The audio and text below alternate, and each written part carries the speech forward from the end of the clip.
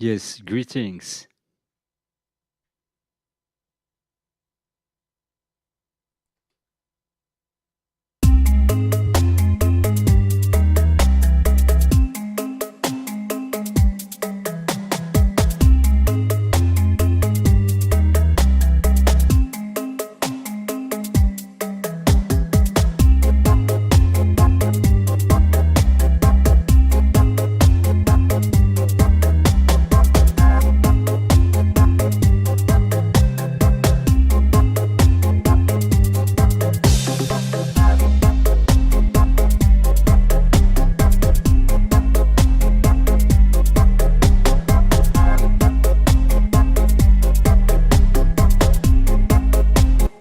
Yes, greetings everyone. I was checking that everything was working okay. So tell me if the sound is okay, the mic, the sound, and we will start in a minute. Just a demo.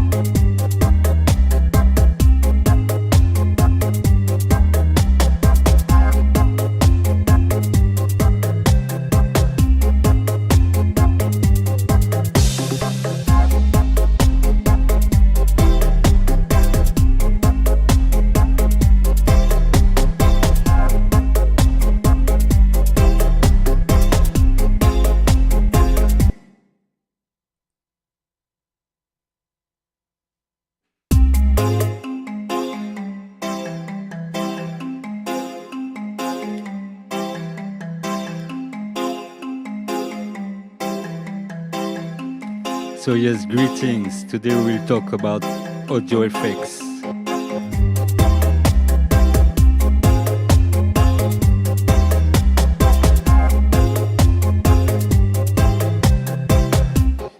The track you're listening to is a track called Pigment's Dub, and it has been made in a previous tutorial on Shieldrum Records YouTube.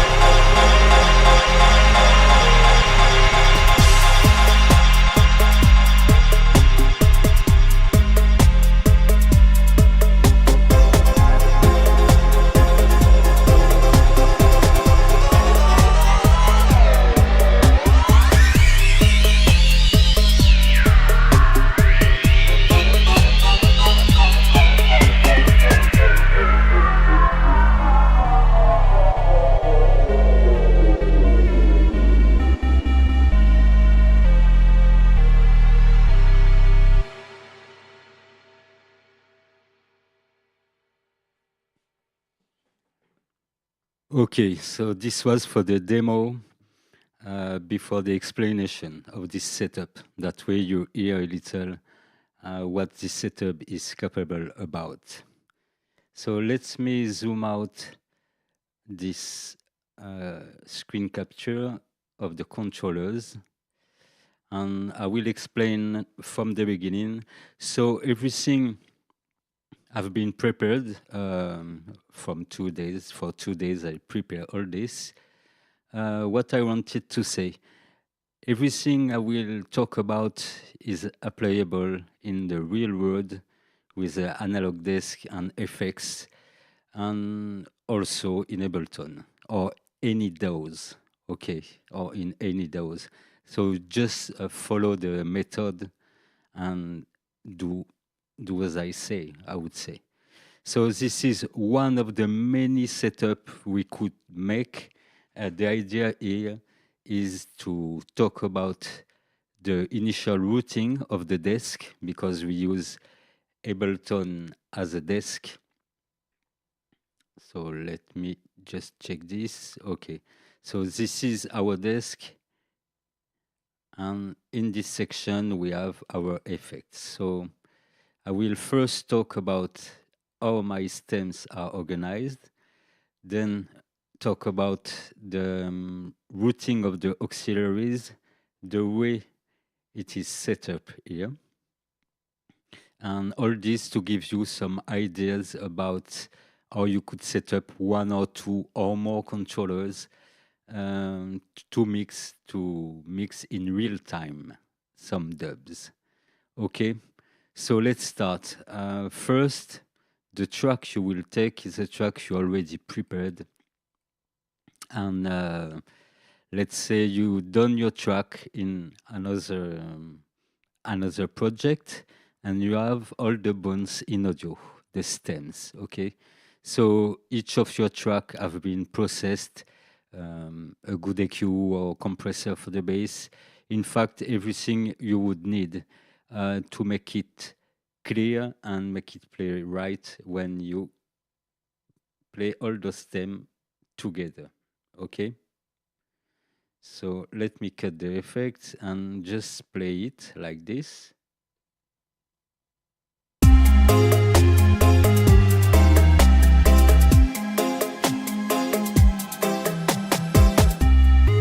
So as you can hear, it's more or less balanced.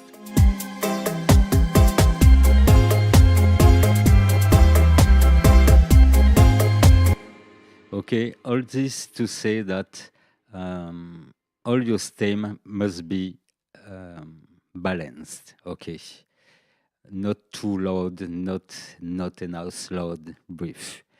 The right balance here.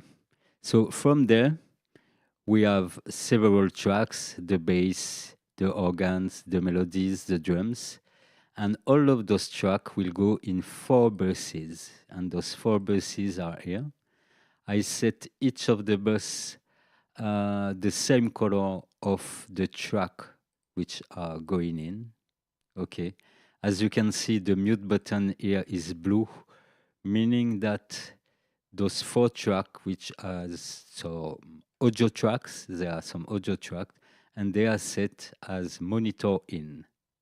Okay, this is the way to emulate a subgroup as we see on the analog desk. Okay, so I have those 4 buses, and in the bus bass I send the bass and the drive of the bass. In the bus drum I send all the drums. In the bass melody I send all the melody, and in the bus chord we have the organ and the skunk piano. Okay, so from there, now concerning the rest of the desk, the auxiliaries or effect send, we have first a room verb. So this is a short verb, around 1 second or a bit less, depending on the type of the verb. And all of my tracks are going into it. You see each buses which receive all the music are sending full clockwise to the room verb, okay? Also, each effects return are going to the room verb also. So this is the reverb which will emulate the space in which every of those sounds evaluate. So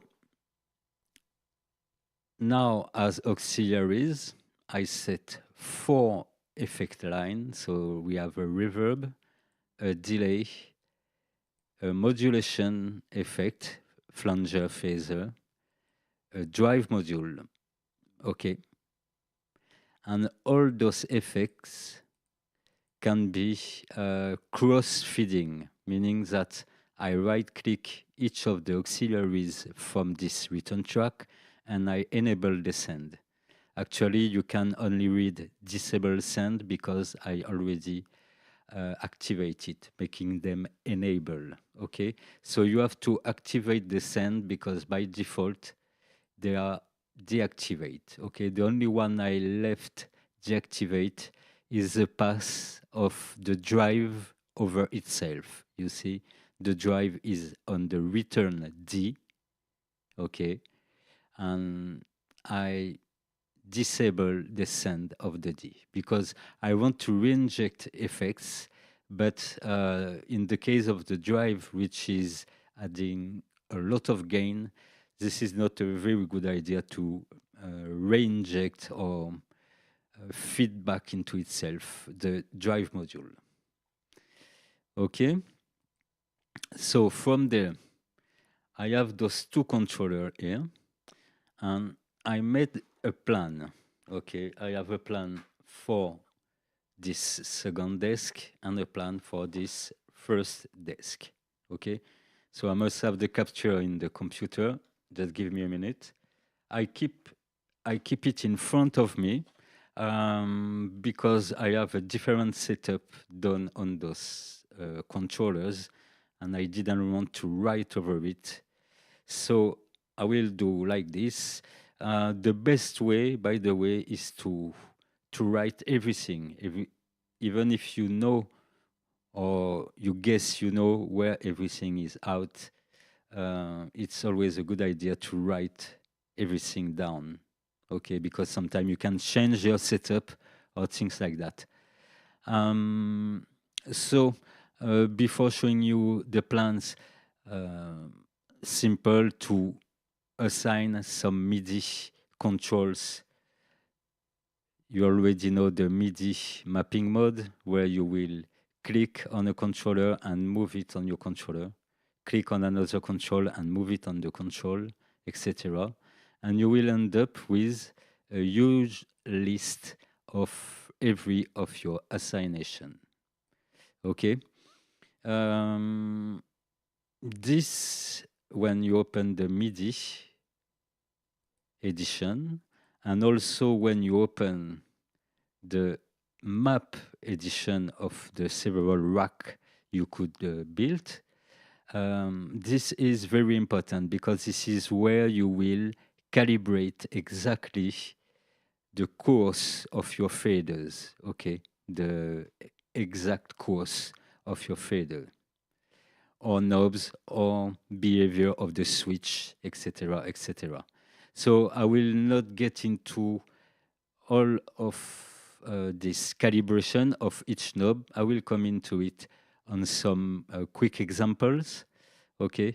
But you already know that this will be your main tool to prepare a definitive layout, or at least a layout where you can mix performances and make it evaluate. Okay? So now I guess this is time to disclose the plans. So first, I will talk about the desk on my right. Okay, this is this desk. So by the way, also, let me greet everyone in the chat room. Octo, Saint Lab, Ital Joule, about Diddy House, okay. Roots Lion, greeting also. Dr. Ganja, greetings. Barbara Nelson, greetings. So I will try to talk slowly and clearly, even if it's still broken English from France. So this first desk, let me, can I zoom this? Okay. So on this first desk, I separated in two sections. The section on the right are my drums tracks, okay?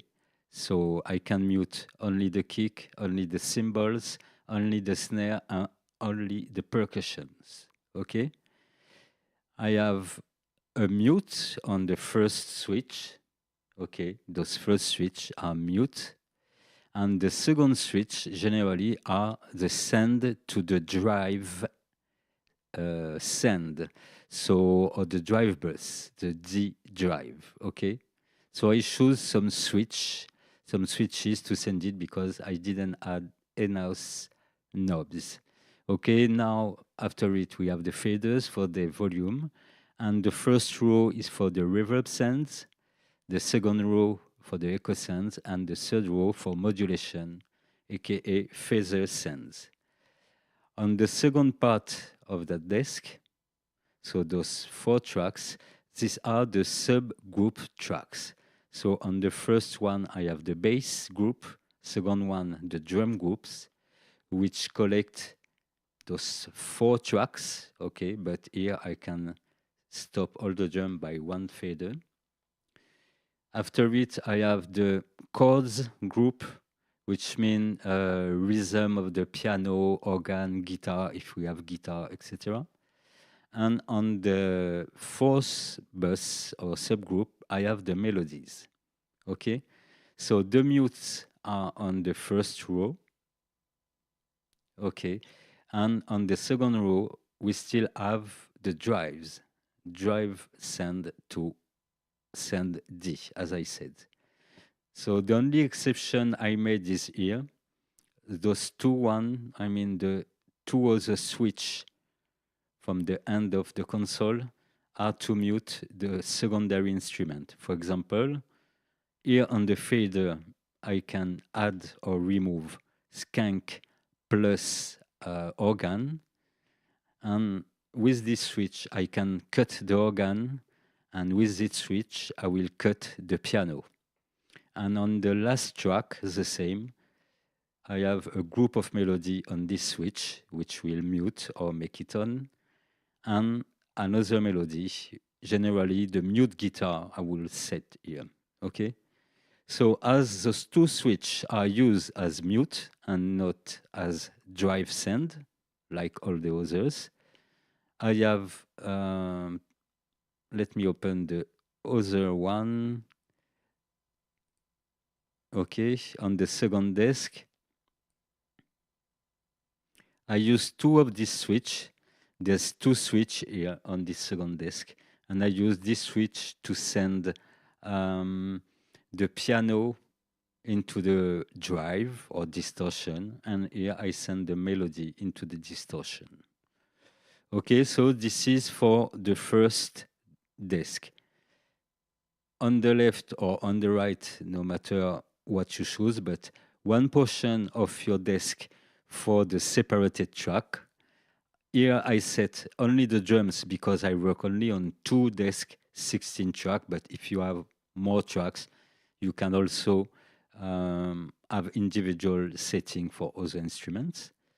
And the second portion of the desk are the subgroup out, meaning that in this side of your desk, you mix like early dub in 4 tracks. Okay, now let's talk about the second desk. The second desk is also separated in 2 portions. Okay, so there is 4 tracks. Okay, there is 4 tracks here. The 4 tracks on the right are the effects return, meaning you can see here in Ableton we have reverb A, B delay, C modulation, and D drive. So the mute of those are here: verb, delay, modulation, and drive. Okay, so these are my return track. No problem, D. Give thanks.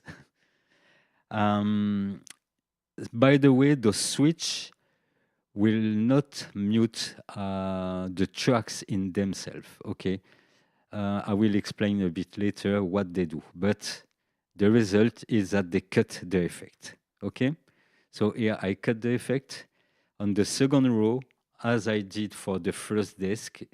On this row, I send to the drive. I send each instrument to the drive. The drive being this last track, as you can see, I disable this send, not to avoid some feedback, heavy feedback from the drive chain. Okay, the faders are the level of those effects, and the knobs are the sends. Okay, so identically to the knobs of the subgroup or the tracks, those knobs are just the sends. And this is that way I build the matrix that that give me the possibility to send one effect into another or send an effect into another. Okay, so those 4 tracks correspond to those 4 effects returned. There's no control on the room verb. This is just here to have an ambience. Okay? So let's come back to the... Okay, this is the desk. I want the other one. Okay, so on the second half, so on this side, or if you look at the video of the controller, this is on this side, okay? So on the left side of the controller, I have 4 tracks named reverb, delay, mod, and drive in the same order as the return track with the faders, okay? Those 4 tracks are here and are called effects parameter. So each of those 4 tracks represent the remote control, la télécommande, in French, la télécommande. So the remote control of each effect. You can imagine one track is one effects pedal. The second track is another effect pedal. The third track, a third effect pedal. And the fourth track, a fourth effect pedal. Okay? So on the first track, to tune my reverb, the first row of switch here are the real mute. This will mute completely the effect. So it corresponds in Ableton to the mute of the return tracks. Okay, so these are the effect tracks. The second row is different for each effect. So from now, I will go effect by effect. So effect 1 is the reverb. So my first switch is a freeze switch, because on the reverb we have, that way we will see a bit also the interface. So on that reverb, I use the hybrid verb, we have an option called freeze. So I assign this in MIDI, this freeze option. And this freeze option will make the reverb infinite everywhere, when we switch this on, okay? So I have a freeze. My faders will be for the decay of that reverb, so 0 or 1 ms and 30 seconds to the max. Then I have the first knob will be the pre-delay, the second knob the damping, and the third knob is a sidechain. So the sidechain I made, it's simply into my reverb, I set a compressor in sidechain mode, and the sidechain source is before this effect, meaning this is the send to this effect which will trigger the sidechain. And this can be interesting to make some pumping reverbs. Reverb can be pumped by the snare, for example. And so this is like a special effect we can add on a reverb and work on long reverb with this. More detail a bit later. So let's go back to the plan. Okay, so first track is a reverb. The second track is a delay. The switch is to mute it. The second switch is to transform this delay into a pitch delay. I will explain how I do this when we will describe each of the effects. Then the fader corresponds to the time of this delay, the timing of this delay.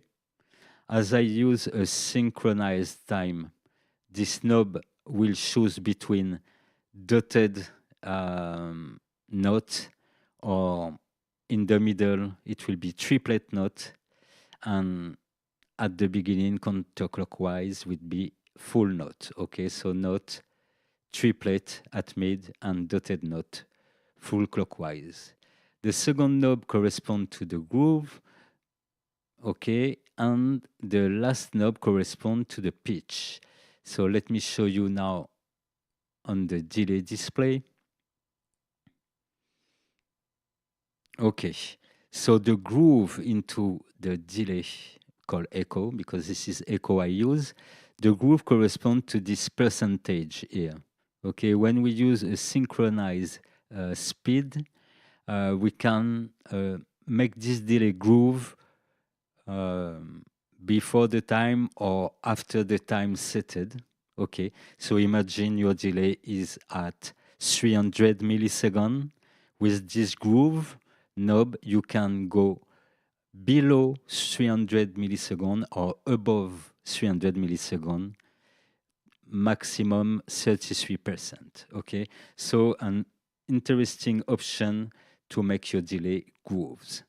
For the pitch of this delay, so you have to know that this delay is set with no feedback, as you can see here. Okay, there's no feedback, but if you look at the video of the controller, I send back the delay in itself via this second auxiliary, which is the line of the echo send. So I send back the echo into itself. Okay, it's quite important because if you want to understand how work the pitch delay you heard at the beginning, you have to wire your delay that way. Okay, so no feedback and send back the delay in itself. So on the pass after this echo delay, I set a pitch effect. So this is the Ableton pitch effect. I put it in a rack for more easy to ease up my task. Okay, so this thing is just here to pitch the effects. Okay, so when I will switch this switch, it will turn the dry wet of this effect off or on. Okay, and when it is on, my last knob on top, okay, in the delay row, can decide if I want to go to 12 semitone above or below, and all the value in between. Okay, so this is a way to combine a delay and a pitch delay on the same track. Okay, and by the way, when this knob is at the middle, we are at 0 semitone, so there's no pitch. But if we leave this effect full wet, we have a different kind of echo, because in this pitch effect, I limited the tone to 15 kilohertz, okay, and not 22 kilohertz, meaning that each time the delay will go into itself, it will lose some high frequency. So this is why this pitch effect has two roles. First, it can make an envelope, cutting the high frequency from the echo. And secondary, if I move this last knob, I can make it a pitch delay. Okay, it's a lot of words without sound, but I'll come back into the example with the sound. Let's continue and finish that plan. So it's always a good idea to make a plan on a paper, because you can erase, you can change your paper, and you can have also this paper near your working desk as a recall. So on the third track, okay, of this desk, on the third track, this is the parameter for the modulation, aka flanger and phaser. So the switch, first switch to mute. On the second switch, there's a little trick. I can switch between phaser or flanger by clicking on this. So we have two effects, and it's a kind of OR, OR, or logic, meaning I can have the flanger or the phaser. Okay? The fader of this is for the LFO rate of this effect. Okay? LFO speed. The first knob is for the LFO amount. The second knob is for the color of this modulation effect. So it will correspond to the flange time for the flanger and to the center frequency for the phaser. And the last knob will be about the feedback. Okay, so feeding back the modulation into itself. So let's talk just a little about the routing of this. Let's focus on this flanger phaser rack. So I set a rack. Okay, we don't have all the knobs, but this is a rack. Okay, and in this rack, I drop the flanger easy effect from Shieldrum record and the phaser easy effect also. So these are the same machine inside, but this one is focused really on flanger and the second one on phaser. Okay. So now I will explain you the tricks to have the two on the same. And if you look at the bottom and at the controller video, when I switch this second switch, I will switch on the flanger when it's not lit. And when it's lit, it switch off the flanger and it switch on the phaser. Okay? And the way I did this is to assign by assigning the on-off of the flanger and the on-off of the phaser. And I right-click and I map them to the first macro of this rack. Okay, so this first macro. So those two switch on-off are assigned to the same macro. Then into this, for the two switch, for the flanger, I set minimum value 127 and minimum value 64. And for the phaser, I do the opposite, 64 and 107. You can easily do this by assigning those two switch and on one of those chain, right-click and invert range. Okay? And this is how, when I move this switch, this knob, which is assigned to my switch, I can go from an effect to another. Okay? Now for the controls of all this. What I did in all these projects, which will be available on Patreon and perhaps later on Gumroad, in all the projects, everything I set in a red color are some switch or knob I assign into the physical world. Okay? As you can see, this switch is assigned here. And for the controls, I assign, for example, the LFO rate. Let me set the MIDI, or yes, I set it in MIDI. So I select the LFO rate for the flanger and assign this fader, and the LFO rate from the phaser and assign to the same fader. Okay, that way, no matter which one is on, with the same controller, I can set the LFO rate value. And I did the same for the other, the LFO amount and the feedback. And for the color, as I was saying, flange time and center frequency from phaser. So of course you could do a chain to have them also switch on at the same time. It's up to you. But this is in my way, I prefer to have them separated. So with the delay, we have an example of effect chain, a delay into a pitch effect, which feedback onto itself. And on the modulation track, we have more switch kind of combination of effect, flanger or phaser. Okay. By the way, for each of those effects, I set a little rack in front and I call this rack send mute. Okay. If I want to cut my reverb, for example, I will not cut it from here, meaning from its track directly. Because if I cut the reverb from here, it will cut it abruptly. Okay. So what I find interesting is to have a switch at the beginning of each effects. Okay, so reverb, delay, modulation, they all have this send mute.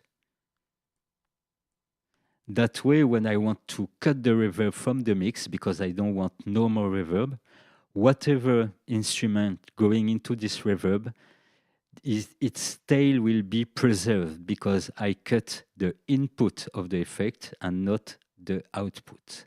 Okay. And this is when I was saying all those switch for my effect tracks are some send mute. Okay. So muting before the effects.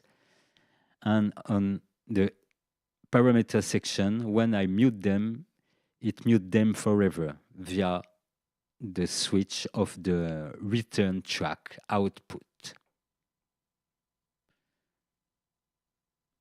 Okay, a lot has been told. Have you got some question before I continue?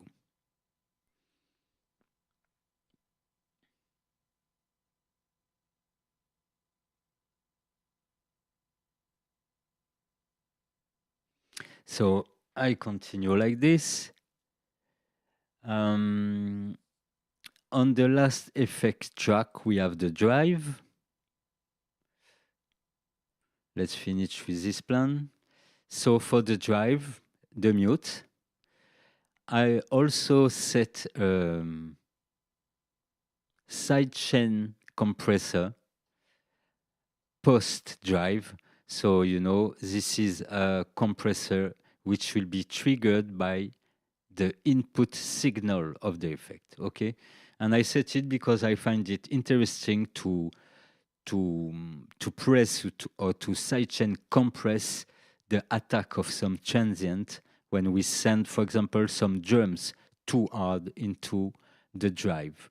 Then we have on the fader the amount of drive, first knob the tone, second knob the frequency because there's a band pass into this drive, and the width of this bell frequency.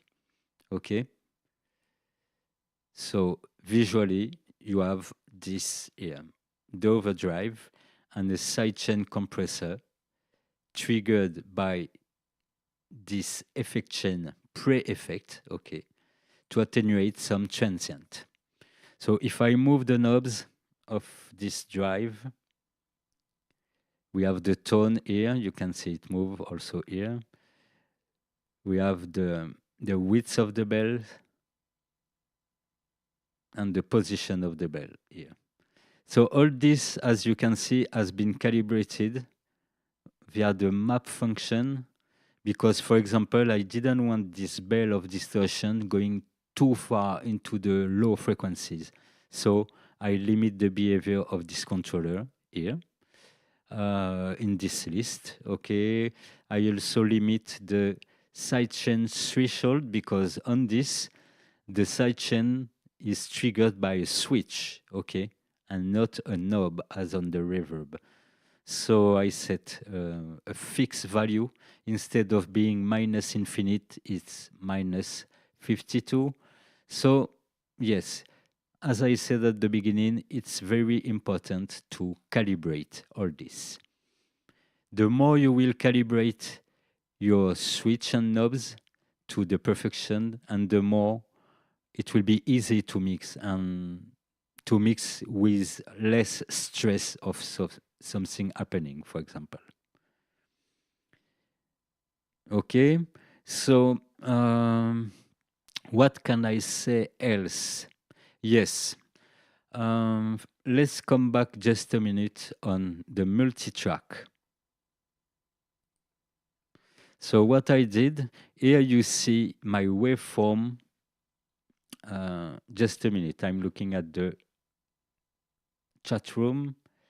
Feels like I walk into an advanced lecture of astrodynamic halfway through the course without instruments, but fascinating. I hope it's clear what I'm saying. I mean, I hope everyone understand. Don't hesitate, as did the Roots Lion. Don't hesitate to ask some question. You know, it can help me also to focus on some points. Roots Lion, this is advanced stuff indeed. Give thanks, D. So let's continue. To simplify my task, now since Ableton Live 12, we can zoom the waveform of our track. But let me set it to the beginning. When we have some tracks, we can't see from far what is happening in there, okay?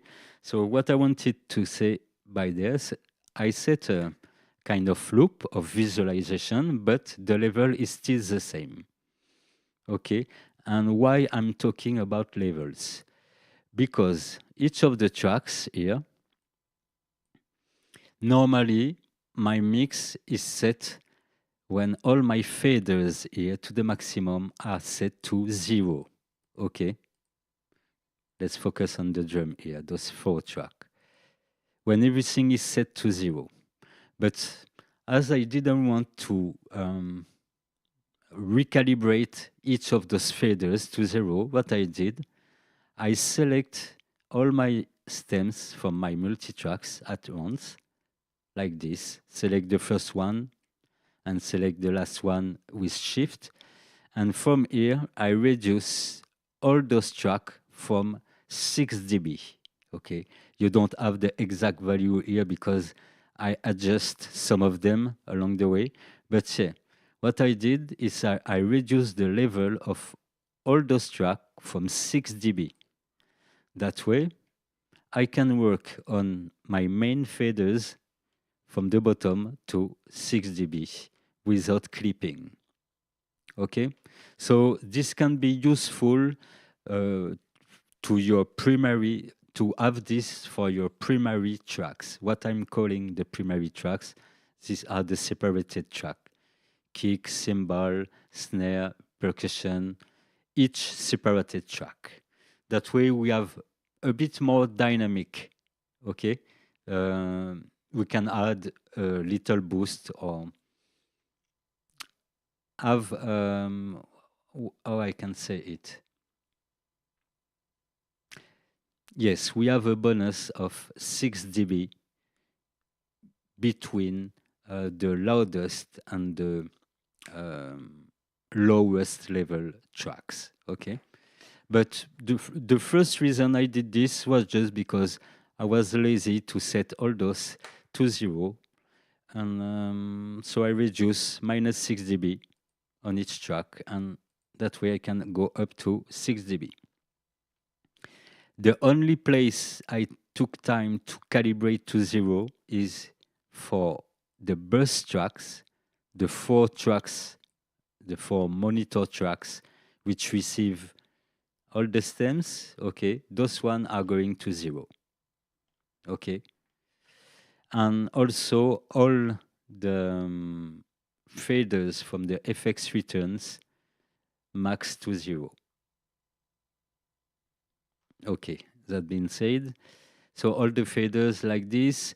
What you can think about also is, sorry, if you are setting one or several tracks to be mixed, take good care of setting the right tempo, because sometimes you will use some synchronized effect. So the good way is to select the right tempo and to set the start of your, how I can say it, of your stem. Set them for the first time after the drum roll fall on the start of a measure. Okay, let's say all this is my drum roll. Okay, drum roll or intro, and just the first time after the intro have to be on a perfect measure, like 9 or 10, 11, 12, no matter what, but at the tick 1. Okay, so this is very important. And in the case you want to add several tracks to be mixed, you will use the automation line, go into the main. In the main, you will select song tempo. Here, for example, my first track is 65 BPM. So I type 65 and I put a dot here. So this is the automation of the song tempo now. And if I have a second track to add, let's say my second track will be at 70 BPM. I will add another point and be sure to have the second part of my project at 70 BPM. And the same way you will choose that the first time after your drum roll intro fall into a perfect measure, tick 1. Okay, like the first tick of your metronome. Sorry. So this is a good thing to do, because sometimes you will use some delay that will be synced to the tempo, or some modulation effects synced to the tempo, or some beat repeat or whatever effects. So this is a good habit to do. Okay, I think for the description, this is quite good. Like 2 songs in a project. Yes, exactly. You can even have 10,000, not 1,000, but let's say 20, 30, 50 songs in the same project. Because let's say our project is 12 tracks, 12 stems, okay, plus 4 groups, plus 4 effects return. If you have 20 tracks, all the tracks will never play at once. At once, we will only have 12 tracks playing through subgroups and through effects. So you can have as many tracks as you want. For my live sets, for the shows or for the live set I do on YouTube, I have one project with, this project is like my mixing desk. All this is saved as a layout, and when I have a new track done, I will bounce that track in audio, okay, as I did here, and I will set the tempo, the new tempo of the new track done, and I will bring my stems in it, okay? So when you will have this layout done, and done as you wish, you will have just to bounce each of our track, if each of your track, excuse me, and drop them into this project. Okay. So what can I do else? Yes, there's some choices to be made. When you have only one controller, you will have to reduce what you will assign. If you have 2 controllers, you will have also to reduce what to assign. So if you have not a lot of controls under the end, I would recommend, instead of keeping the auxiliary matrix, as I said earlier, these are my return effects tracks, and those knobs send into the reverb, into the echo, and into the modulation. But if you don't have enough control, you can use those 3 rows to set some effect parameter like delay length or reverb length or things like that. But if you want to experiment what is the work around the effects, meaning not only sending one track to one effect, but sending one track to one effect and send this effect into another effect and this second effect into another. And why not sending the echo on itself or the reverb on itself? So I would prioritize, my end word would be to prioritize the auxiliaries, because a lot of secrets or a lot of sound texture will appear by using those re-injections. Okay? So a last comment on the controller. So let me zoom a bit the controller window. That way you see clearly. I guess all the background into Ableton, you understand it now. So one precision. In that case, I don't use the other one here. It's plugged on another computer. So as I have only just those tracks, I prioritize the multi-track of the drums to have a faders per element, okay, like 4 elements for the drum, because when we mix instrumental dubs, it's always good in the second part, or if you want to make it more hypnotic or more tribal, you will need to have only the kick or only the hi-hat or things like that. So as I don't have this for my bass bus here, on this track specifically for the bass, I use this first knob for the bass level. You can see the fader in Ableton Move. And this second knob for the drive bass level. So it's a kind of mid-frequency bass that I add onto the sub bass. Okay? So my 2 levels of bass are here, and on the fader, I have the subgroup of the bass, so it will bring in or out all this bass group. Okay? So I think that's all for it. What could I say? This is one of the setup to introduce 4 effects family. So the reverbs can be attributed to the air elements. For example, the echo could be also to the air or to the solid element earth. The modulation to the water elements, okay, and the drive or distortion to the fire elements. So we have the 4 alchemical elements here: the air, the earth with the echo, like bouncing rocks of sounds, and the water with the modulation, phaser and flanger, and the fire with the drive. Okay? Then, who is the 5th element? So the ether, the organizer or the space between all this. The ether is yourself. You are the dub master when you mix, and you are the ether who organize the 4 solid material elements. Okay.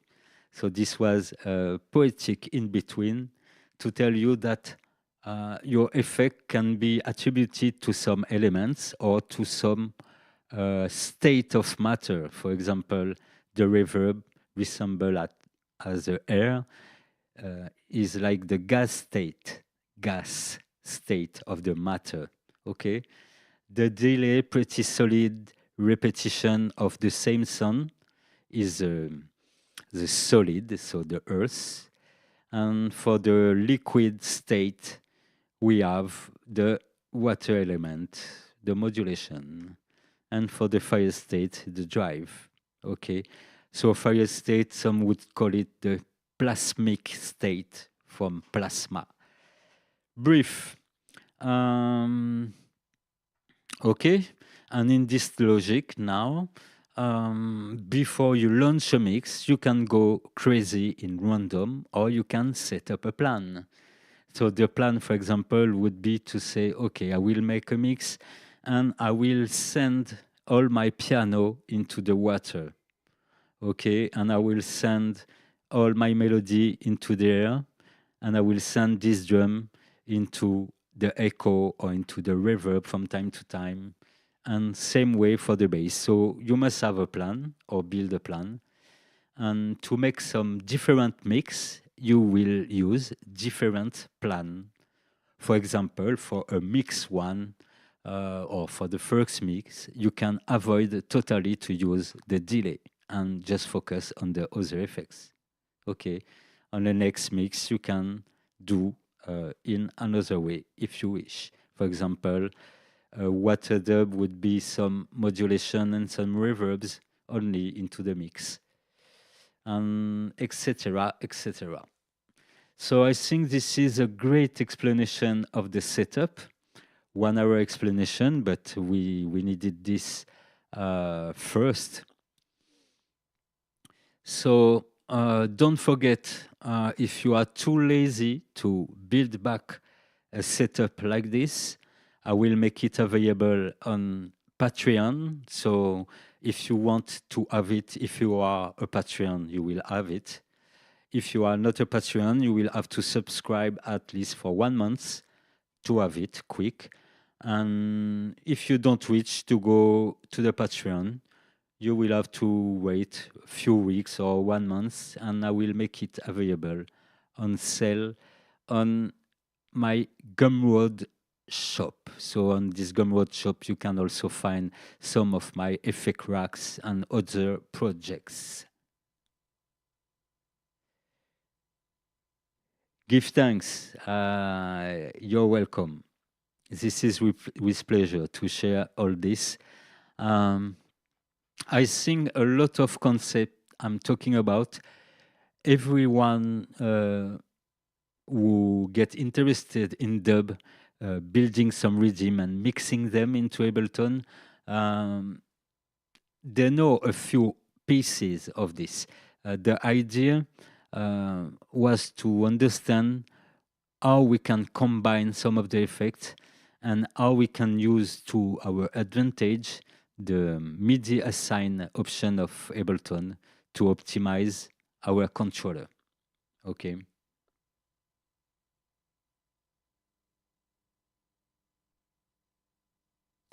What deck would you recommend for a beginner? Are you talking about a MIDI controller or a desk, a real analog desk?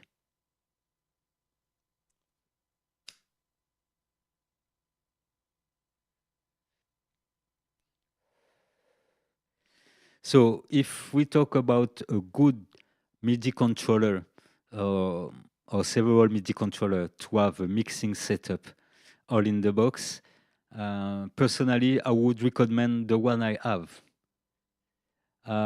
For the MIDI, I use those Novation Launch Control XL, so Novation Launch Control, for two reasons. Because they are not the more expensive. Yes, MIDI is better not only for beginners, but even for the work. I mean, you see just the MIDI control in the studio, but here above, we have the real desk also in the studio. But to tell you, me as a worker on the two type of desk, I find it very, very useful to have a part of my even professional setup set in MIDI. Okay. For example, on an analog desk, when you go to the full top of your fader, you are at plus 10 dB going into the red. Via the MIDI, you can set the maximum value to whatever you want. Okay. And for a lot of reasons, the total recall, Also, you don't have any cable if you want to move one effect before one other like this. You don't have any cable, you just have to move them into the interface. And to end my in-between on that, you'd be very surprised. Even in this setup, there's only some Ableton effect, Ableton reverb, phaser, and delay. And they sound equal, if not better, than some hardware unit. Okay. The only counterpart we have in this, we have to have a great, powerful computer if we want to have a big setup. But for this kind of setup, like 12 track, some subgroup and 4 effects, the idea of bouncing all into audio is also to minimize all the CPU usage of your computer. That way you can have a small latency and work as if it is analog. So let's continue on to the choice. I chose this Novation Launch Control XL because it's like 150 euro for 8 tracks, and it's quite spacey and solid. I don't like the Akai one because I find them too small and not that solid. I didn't have the mixer from Akai, but other controller, but I'm not a very big fan. And after that, you have also, but Fader Fox, I think the brand is called Fader Fox, but for Fader Fox, for 8 or 9 faders and not all those auxiliaries, it's like 650 bucks, euros or dollars. So it's pretty too much for me, for MIDI, for some MIDI. If I have a lot of money, I would, yes, perhaps buy it. But really, the only one I would recommend for the solid build and to ease up the task into Ableton are those Novation Launch Control XL. I also use another one. If you need another one more small, let me check it.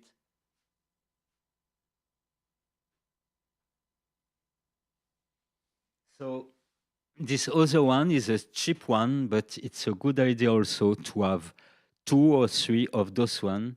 And this is the Nano Control Cog. So this thing costs 50 bucks. Okay. We have more switch and just one knob. Okay, one knob and one fader. But if we buy 2 of them and we put them one and the other, we have a pretty good controller and reliable. If you see some white switch and some black switch, it is because I have 2 of those. And most of the time, you're okay with this for 3 or 4 years, depending on how you use them. But they seem cheap, but they are pretty useful. So before having this third one, I was using this cog as effect parameters. So the echo, the reverb, etc., as I do on the second half of this desk, was on this small computer controller, excuse me.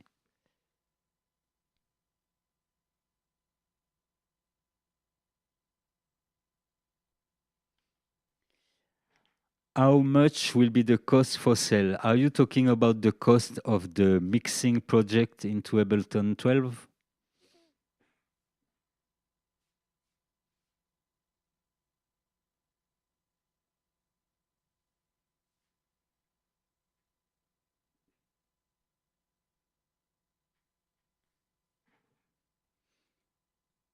So if you're thinking about how much I will sell the Ableton project on Gumroad, I don't know yet.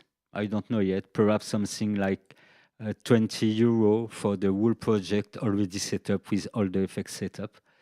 But if you are into dub and RAS, and if you talk about this project, I would recommend to go on the Patreon for 1 month or a few months, because you can have this as a reward on Patreon. And if you subscribe on Patreon for 1 or more months, you can also grab all the instruments and effects and sample I deliver on Patreon for 1.5 years. So sometime it's okay if you want to support my shop in Gumroad and buy it full price. But know also that the Patreon is there to be a kind of interface for people who are very passionate, and that way it gives me a help, and I give also a help to people, because the one who subscribe to a small fee on Patreon can have access to those kind of complex projects.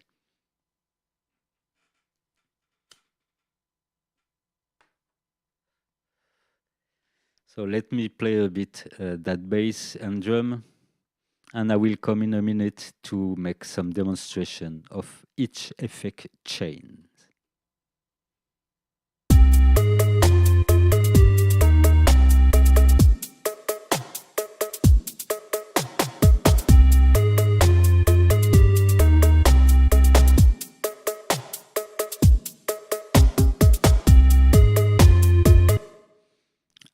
Yes, this could be very great.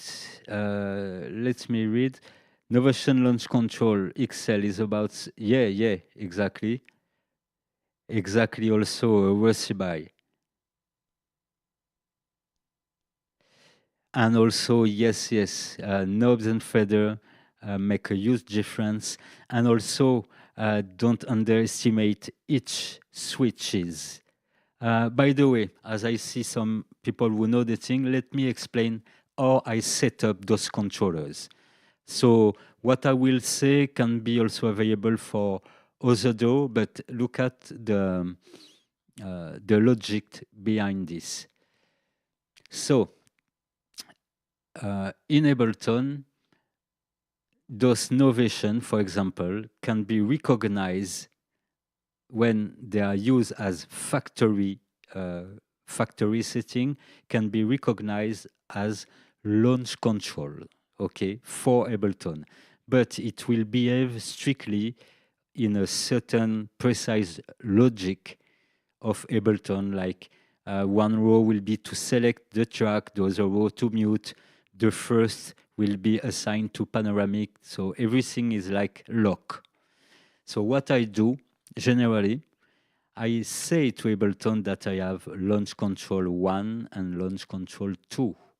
But in the first column, where we should decide which control surface, where we should decide which control surface it is, I select none, okay?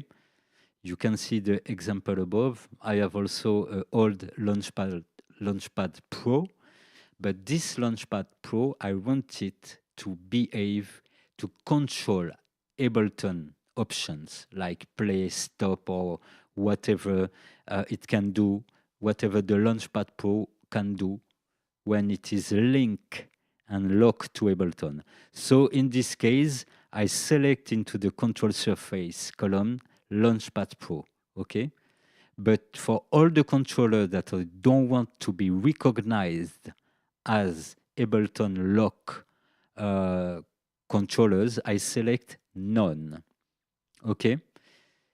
And I set each of my controllers in user mode.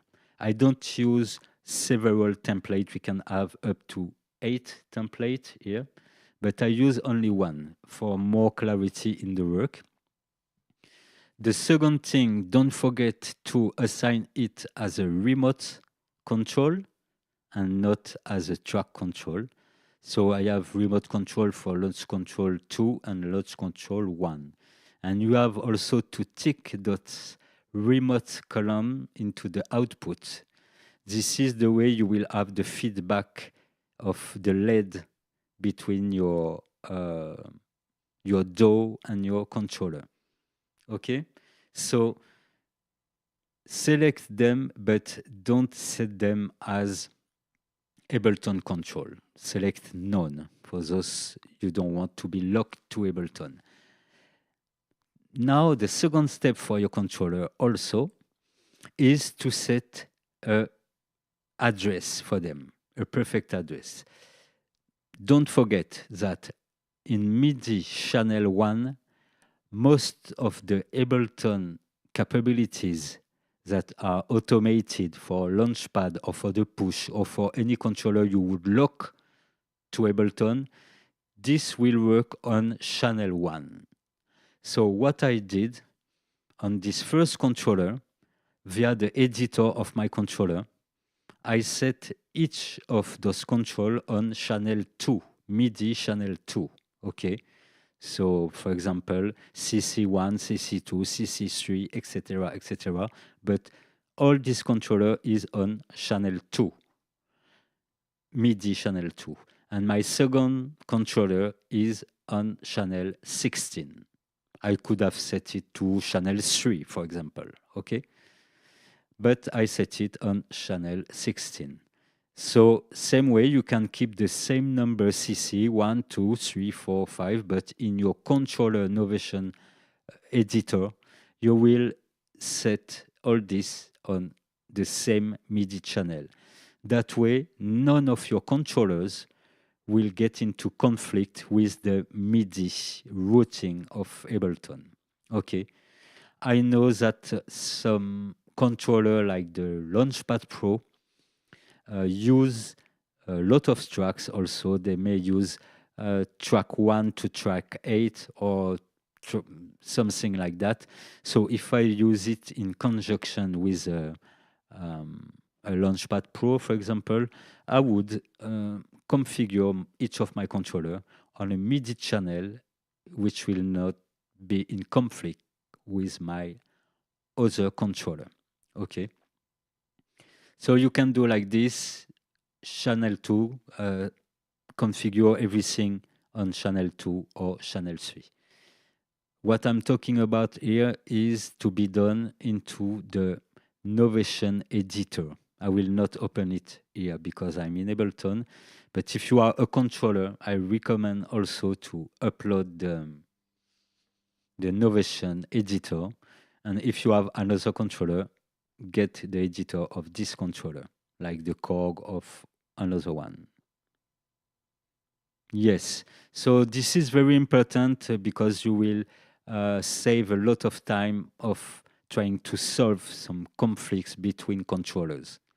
One controller, one MIDI channel, another controller, another MIDI channel.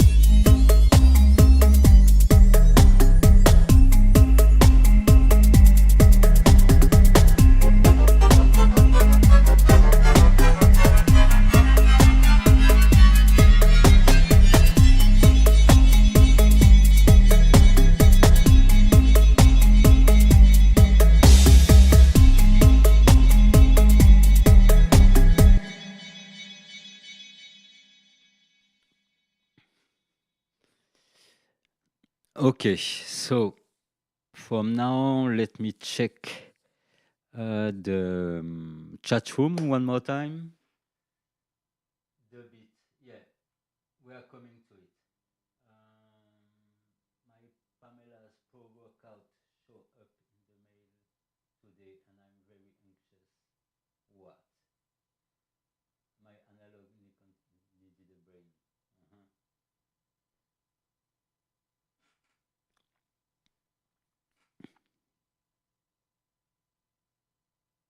This is a whole other topic, but yeah, not another topic. Let's say a side topic, but every logic in this, yes, can be applied in any bit you could have. So let me make one mix to take a breath, and after that mix, I will detail or work each effects and each effect parameters. Okay, so let's go. Why not? We could record this also. So all I do to record something, I created an audio track. At the input of this audio track, I select my main bus. Okay, so master bus. I set it on off. Okay, because I don't want no feedback. And I mute it as an habit to have no feedback. But yeah, set your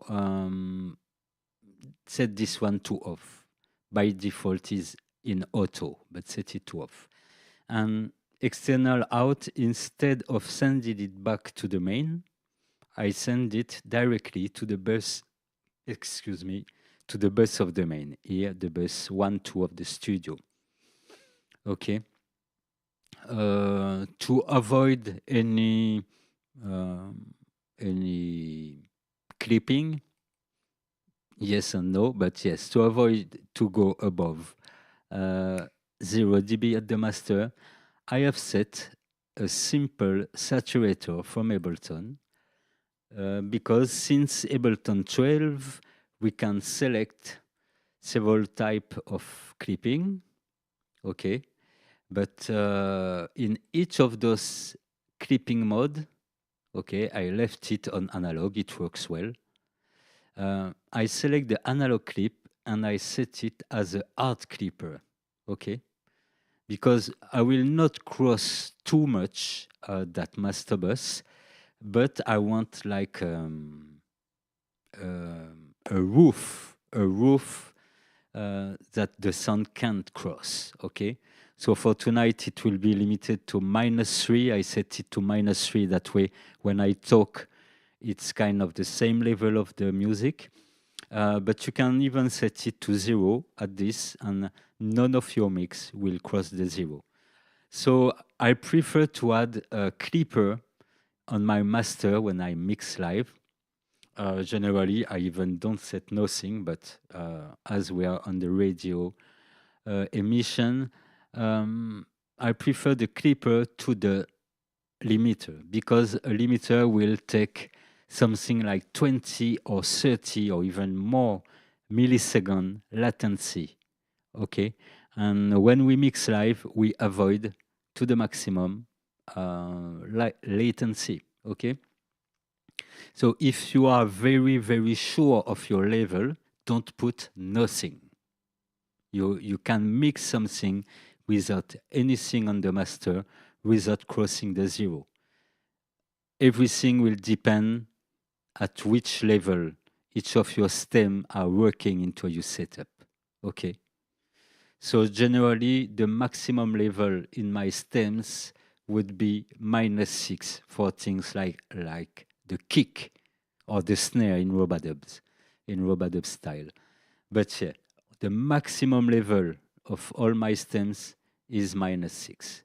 Okay, and I try to no cross. But yeah, if you want to have a security at your master bus without a lot of latency addition, I would recommend a clipper. So I took the saturator from Ableton because this will be an Ableton project to be sold and give as a reward. But you can, if you do your own project, you can add some other clipper. The word here is to have a clipper that don't add that much latency. And here you can see when we over the title bar at the bottom, it say 0.068 ms. So this is even no 0.1 millisecond. So let's say it's nothing.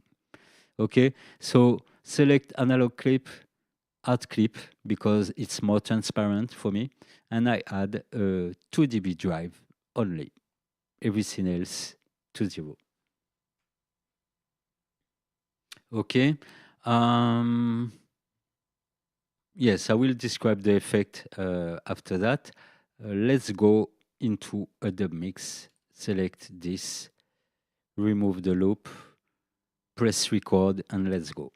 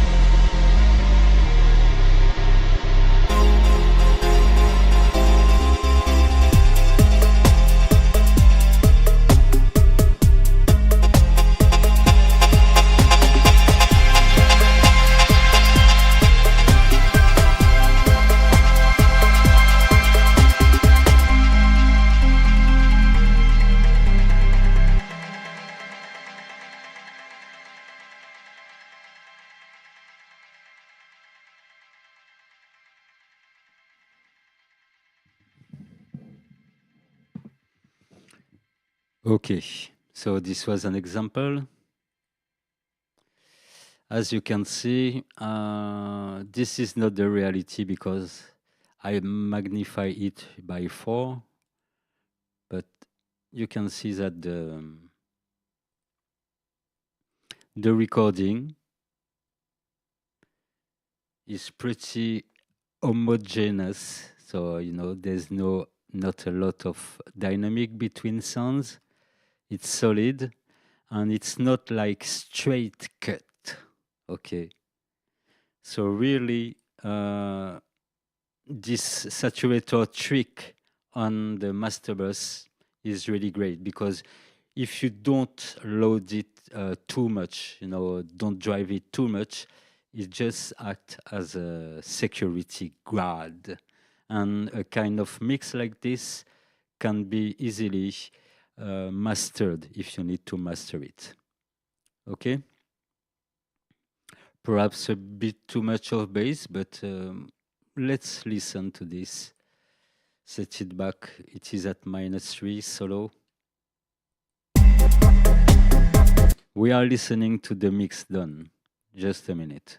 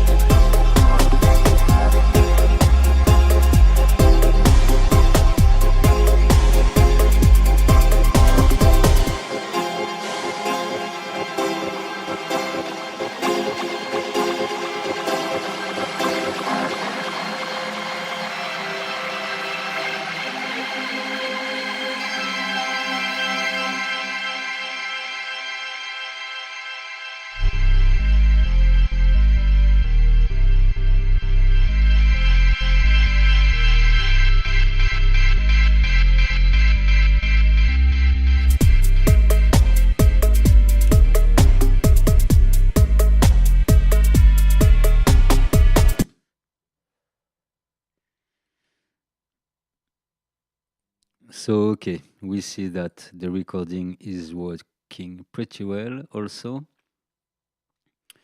Um, I will push this on the side. So, also, if you want to record only the audio and not the MIDI, take good care of keeping everything switched off here. I think this is this icon to record the MIDI automation. So you could record the MIDI automation and go back in it and make some correction. But for tonight, we are just talking about live dub, okay? Meaning you are like in a free ride and you try to do the best mix. And if this is not the best, as in the good old time, you just put it back to start and go back in it.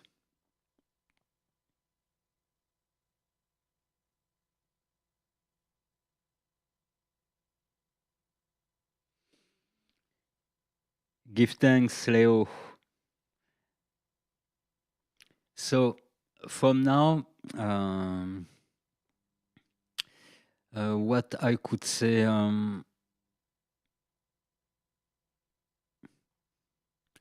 We can analyze quick what is happening into Ableton, meaning what is assigned to what when we touch that console. So let's go on the console from the right. For the first switch, as you see, they will cut, the first one will cut 2 tracks, melody and pads, and the second track will cut the mute, okay? So this is particular to that track. For this one, this will cut the piano here, and the second one will cut the organ. Then for that one, it will cut all the drum group here, and that one will cut all the bass group here. Okay, just 2 exceptions because I didn't have enough control. But this is not a problem because the fader, the 4 faders are the faders of the group. So this is what I would recommend, is to have the group fader on the faders, only them. And on the switch, you can choose or to mute a group or to mute some elements, separated elements from the group when needed. Okay. On the other side, we have all the drums. Okay. So if you look at this well from here to here, this represents that desk. Okay. And simply let me just unselect this. The second switch is to send into the D drive distortion, okay, and then the reverb, the delay on B, and the modulation on C, and this for each of those tracks. I will not turn everyone, okay. And let's go now into the effect side. Okay, this is here my effect side. We have the level here of each effect. Let me unselect this.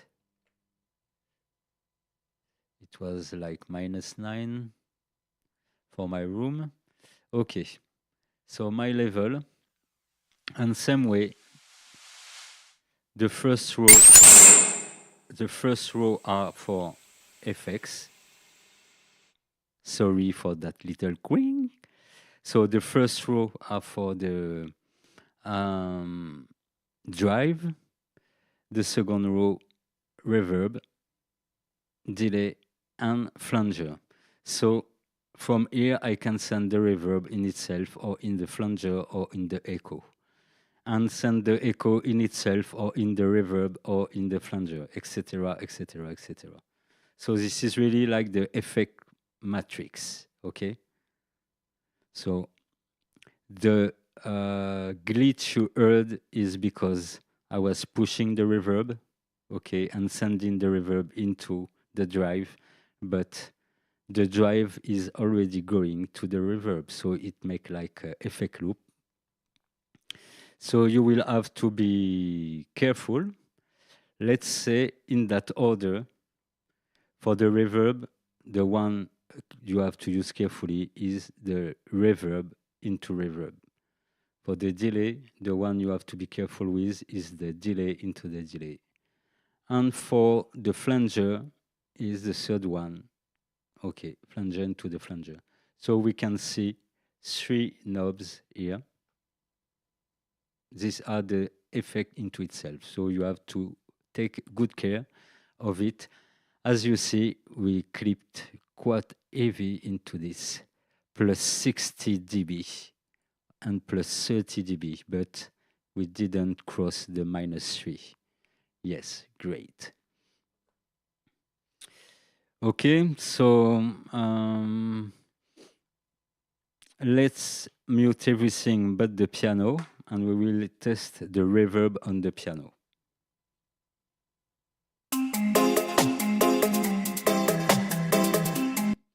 And let me go back to this. also remove the wrap of your recording, or it will follow the tempo map. And my tempo map was at 70 on that side. I don't need it. Okay. So let's go back. Piano only, and let's see how it gives with the reverb.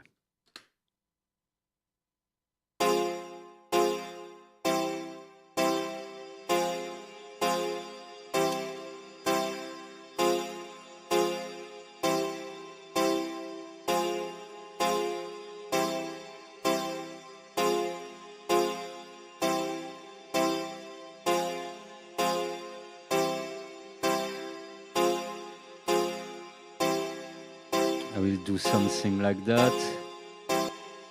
That way we'll try to see each part at the same time. Okay. So we have the effects here on the right. You have the desk here on the left. Okay. So that reverb track is that track. Okay.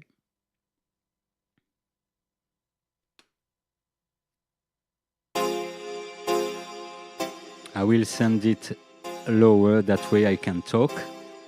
So for now, I'm just sending into the reverb. I can do things like that, open the reverb on itself, creating some feedbacking, which can be interesting on drums.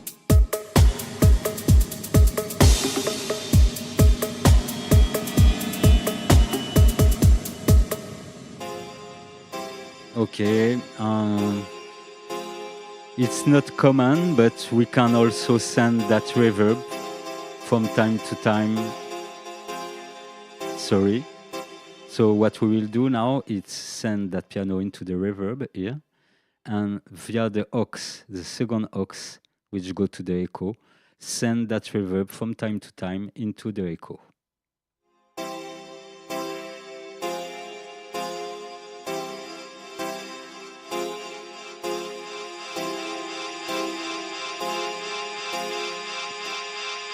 Okay. So this is not the most used thing to send the reverb into the echo, but sending it shortly is a good thing. For my echo, I rule it here. And when I press here, it gives me a pitch echo. Okay. So let's try again. Piano into the reverb, and then from time to time into the pitch delay.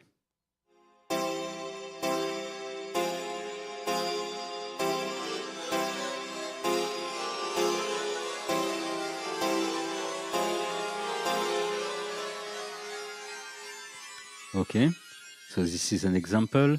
We can also send that reverb into the modulation. So I will take good care of setting all the auxiliary to 0 out of my echo. I know it.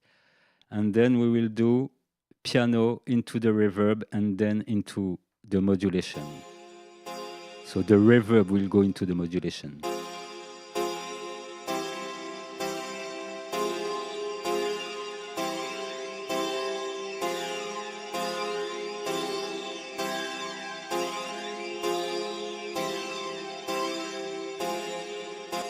Okay, so you get the idea. And after, the game will be to have them to have those moves done on the right spot. So now I will select only the snare drum and send the snare drum into the reverb, and we will see what tuning of that reverb we can do.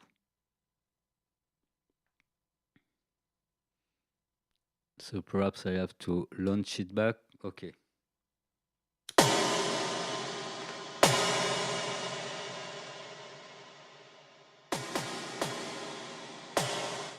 So for the reverb, my fader is for the reverb length, short, mid, long.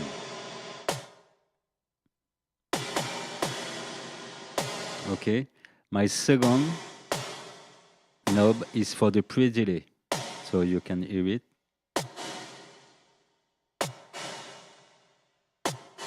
That way the reverb appears a certain amount of time after the hit of the snare, okay? The next one is a damp, which will attenuate high frequencies.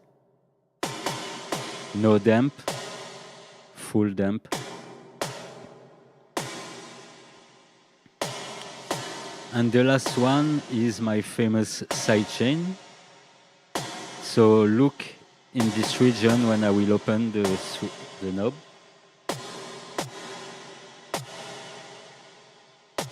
So you can hear this kind of sucking the sound on the hits of the track. It's like sucking the reverb. No sidechain, full sidechain.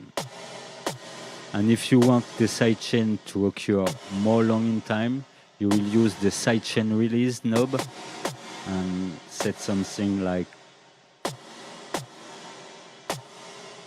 to have a kind of reverse verb sounding, we could say.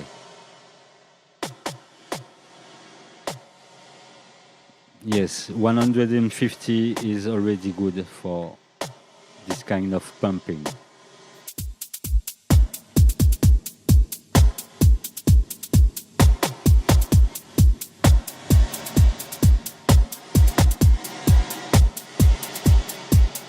With the sidechain and without.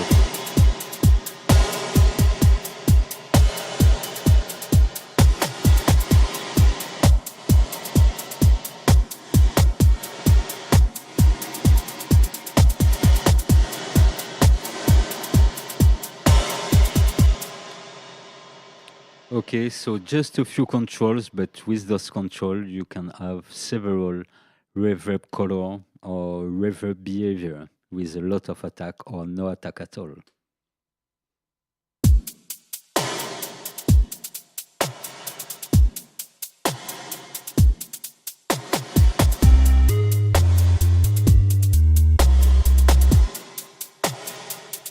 With some pre-delay.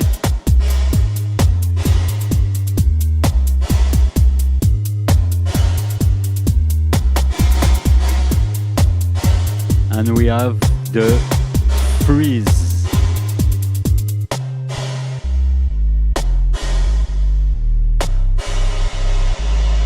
So the freeze switch will freeze the reverb, as you can hear. Okay, so this is for the reverb. Now let's go on to the echo with the piano, for example.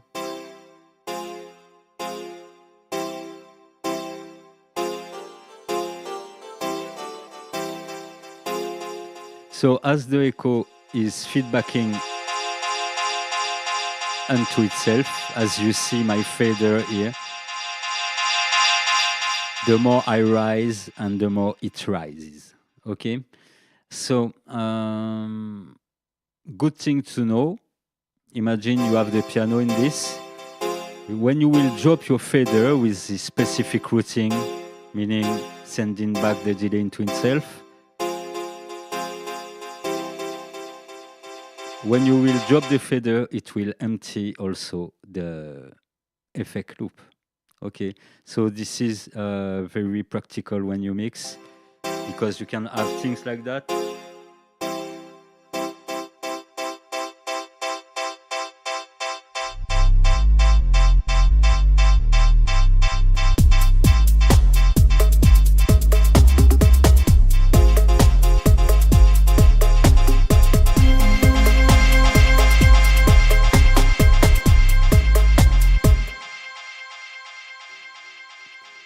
Okay, we can try to send the feedback of the delay into the modulation, for example.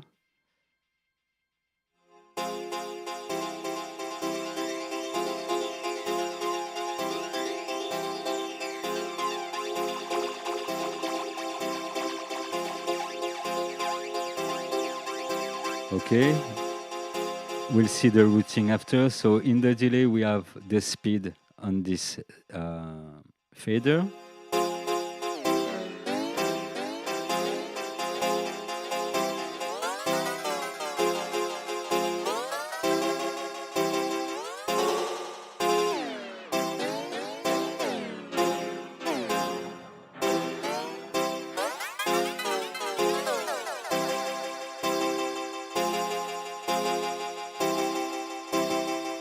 Okay, on this knob, full clockwise, we are on dotted note.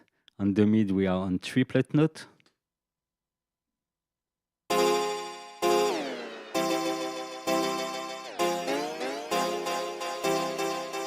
And full counterclockwise, we are in note.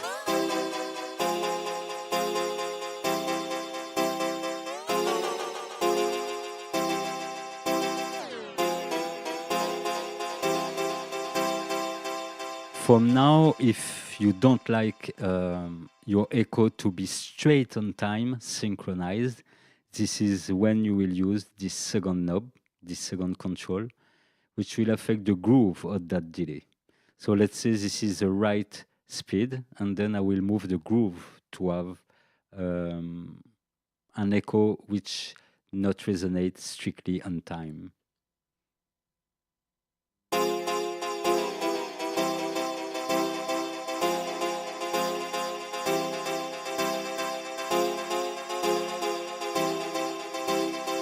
Okay, and for the last control, it is a pitch control, and for it to work, we have to switch on the pitch effect, the dry rate of the pitch effect. So, as I was saying, even when it is at 0, it will alter the sound. Let me play it again. So we have to understand that the signal gets in this, out here, and go back in it, and out here, and go back in it. So when I select another pitch, in the positive or negative. And when I set it back to 0, it will stay at the same pitch of the last pitch.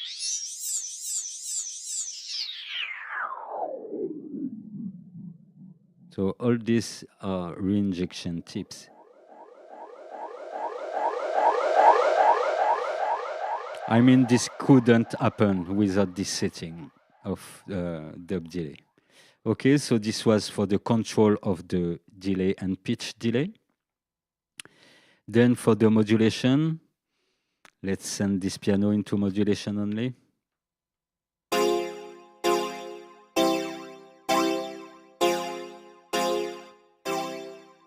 So here we have the speed of the modulation, the depth of the modulation,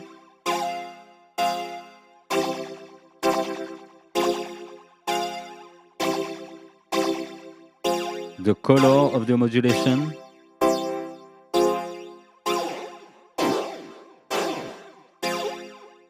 and the feedback. And we can send this into the reverb.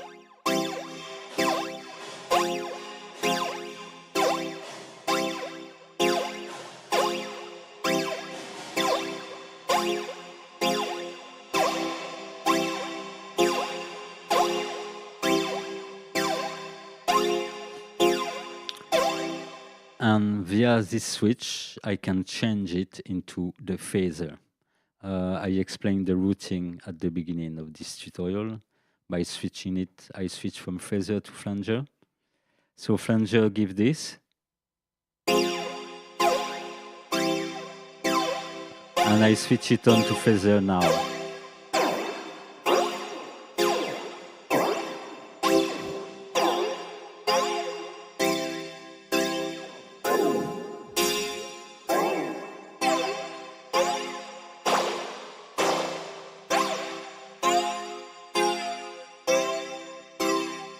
Okay, so this was for the modulation section.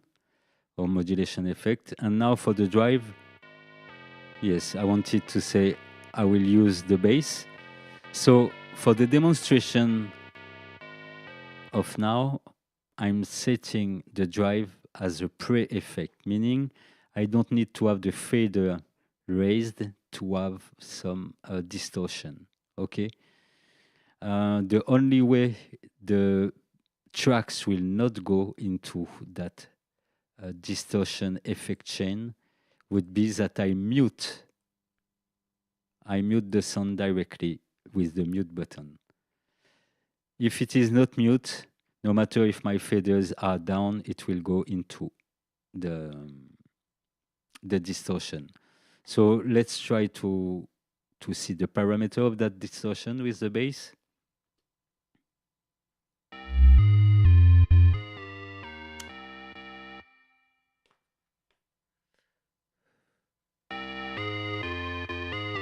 So we have the power of the drive here.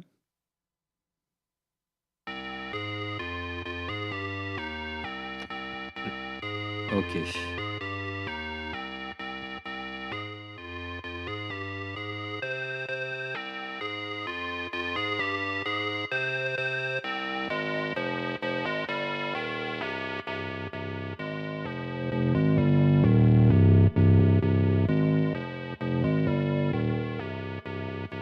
We can add something more high frequency in it.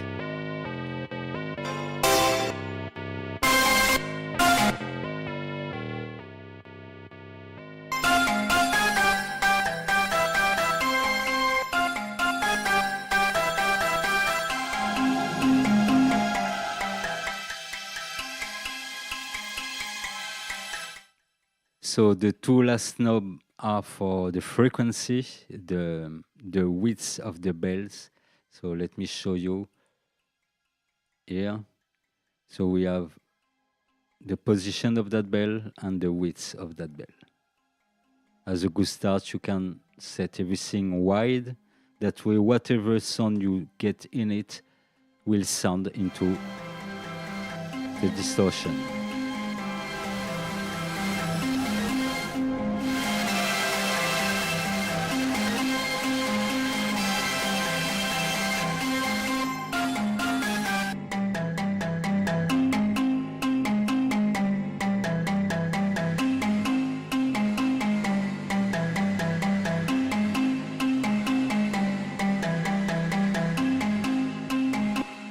Okay, so pretty simple, that drive for today. I could have set it more in the high frequencies, but we'll see later how it reacts with the hi-hat, for example. Let's send this to the hi-hat.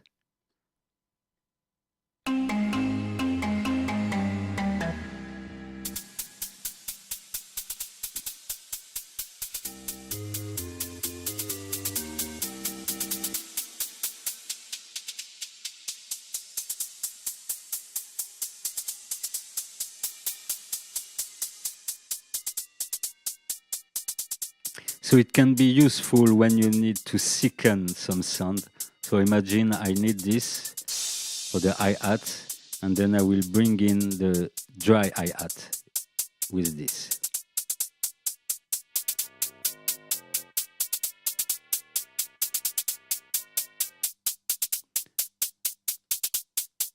Okay, so simply a drive, a tone, and a kind of EQ. So now we have heard the sound of that overdrive. We can set it back to post into the effect chain here. And I think that's pretty all for the explanation of those effects. What could I say now? We will try to make some tests. In fact, a lot of combinations are doable. And okay, let's make a plan. Let's say we will send the drum into the water. So we will start with the drum. By the way, something I forgot to say. in front of each effect, I set an EQ to remove low frequency and sometimes some mid and highs. Here it's for the reverb. For the delay, I have just a low cut at 80. For the modulation, also a low cut at 100. And for the drive, there's a low cut at 100. Perhaps it's a bit too much, no, at 80 also. Okay, so this can be great to add a low cut EQ at the beginning of your effect chains. That way, if you send, for example, the bus group, the drum bus group, which contain a low frequency also, when you will send it to the effect, it will now catch the low frequencies. Okay, and you are, I mean, it will be more clear in the mix without low frequency in the effects. And that way you can open everything without a lot of risks. Okay, so let's say we will send that drum into the water.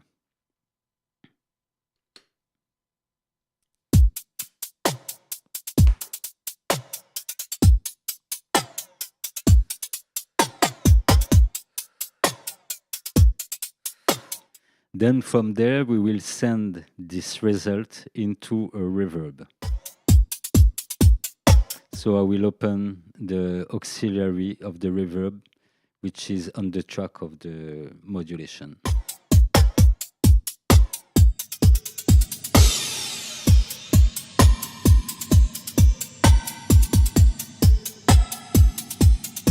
I will reduce the length of that reverb.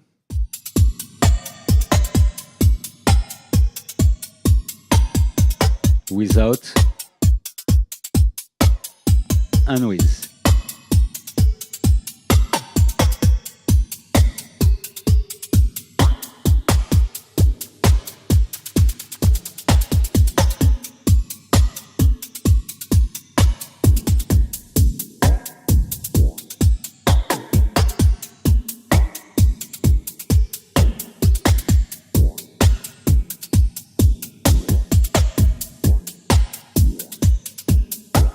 Okay, let's say this will be okay for these drums into the phasing, and then let's go on the piano and we will send it also to the phasing. Most of the time phasing will react on longer sounds.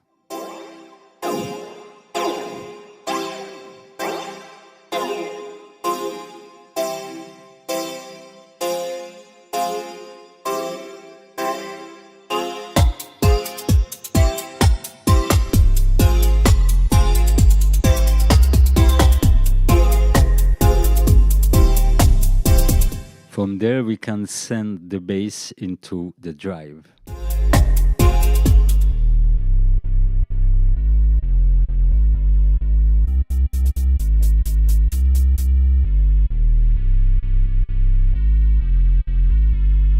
Also, I have to let me check something.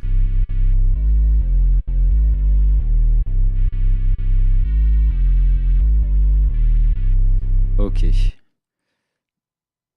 When I prepared this, I set the aux of the drive, bass to drive, to -6, okay? But I guess I can send it to 0, all the rest to -6, because that that drive will react more on mid and high frequencies than on low frequencies, okay? So let me check.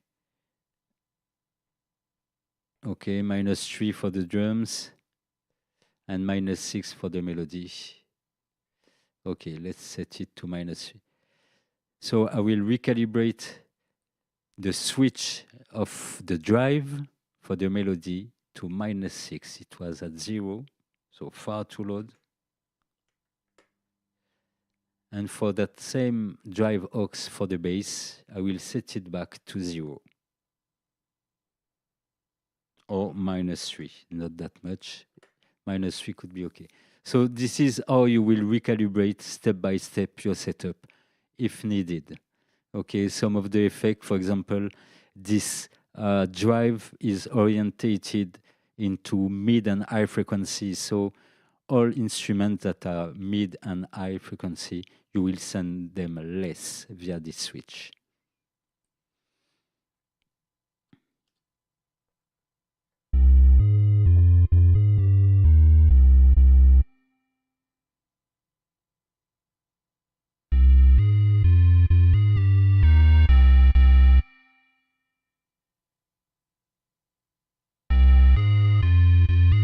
And we will send the result of that drive into the reverb.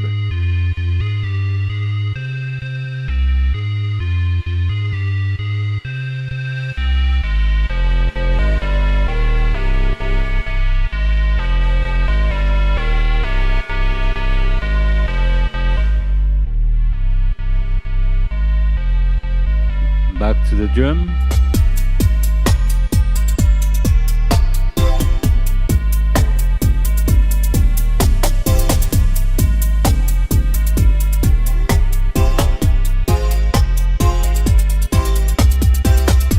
And now for the melody, we will send it exclusively into the reverb.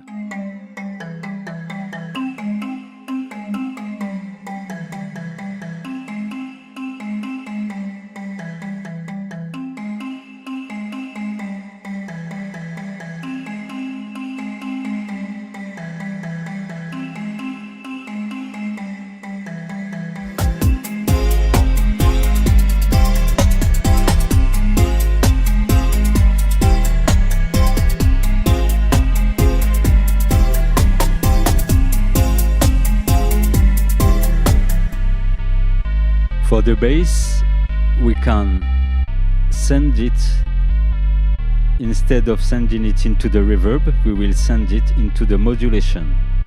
So I send the bass into the drive and the drive into the modulation.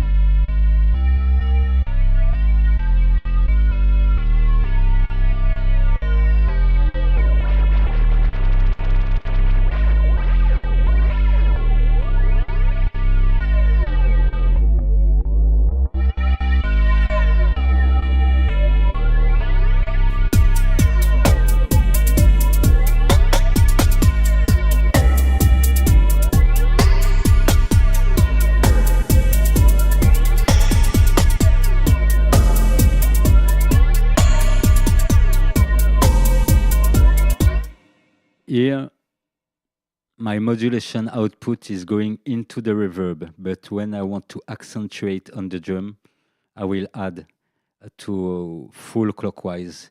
In the mid, it's like ambient send to the reverb, and if I want a kind of boost for my drum, I will send it full clockwise according to the tempo of my drum.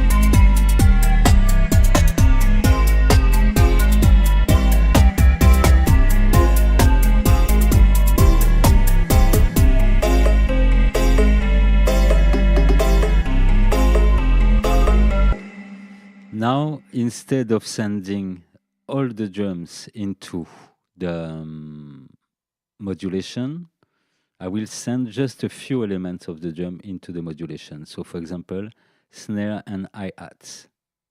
Okay.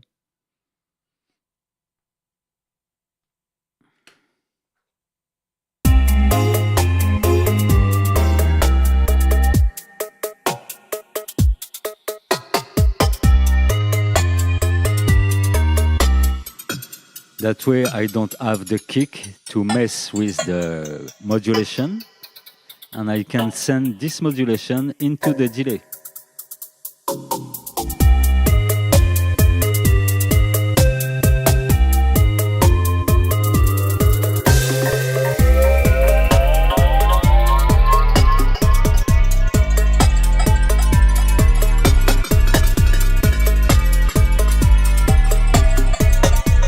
And send this delay a bit into the reverb.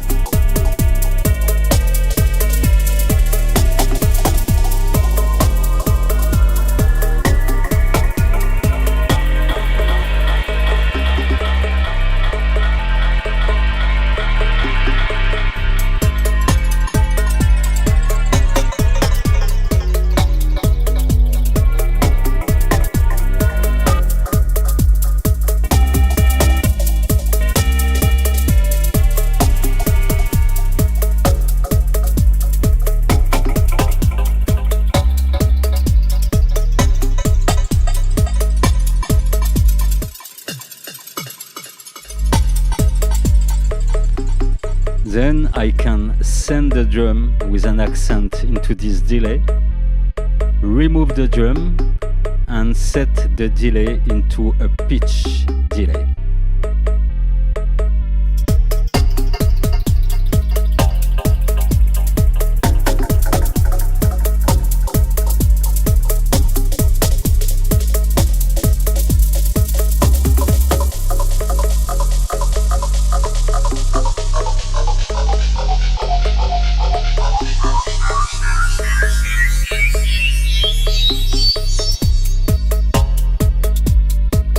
I can change the speed of the delay and bring it back.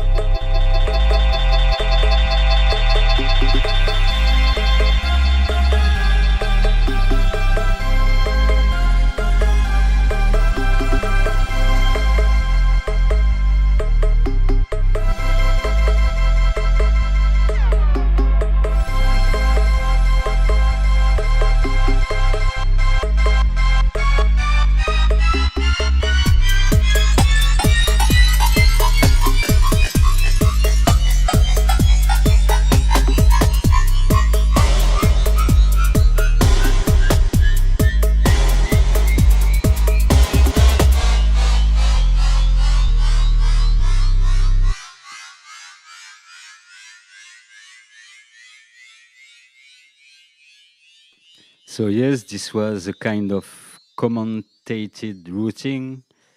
The good thing to know for the echo, the more you would like the echo to be loud into the mix, the less you will reinject it.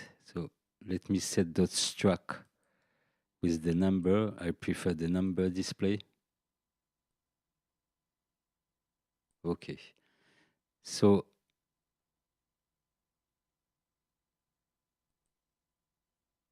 okay. So you see here, this is the reinjection. By default, it's at 0 unity gain. But if I want my delay to be more loud into the mix, I have to reduce it for 3 dB, for example. That way I can have the echo more loud before it will come into auto oscillation. Okay. Let's say to the maximum, it come quick into auto oscillation. And if you reduce it, you can bring up the delay into the mix without having an auto oscillation.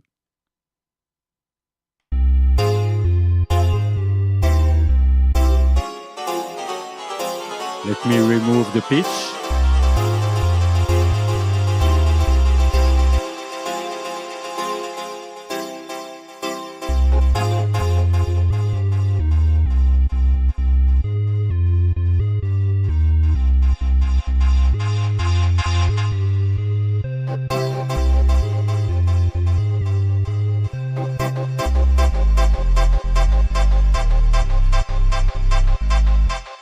So you can set the reinjection of your echo for it to be at the right amount when you are full up with the echo return fader.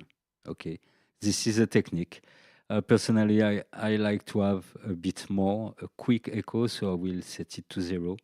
But something like -3, you will have the optimum rejection at the end of the fader.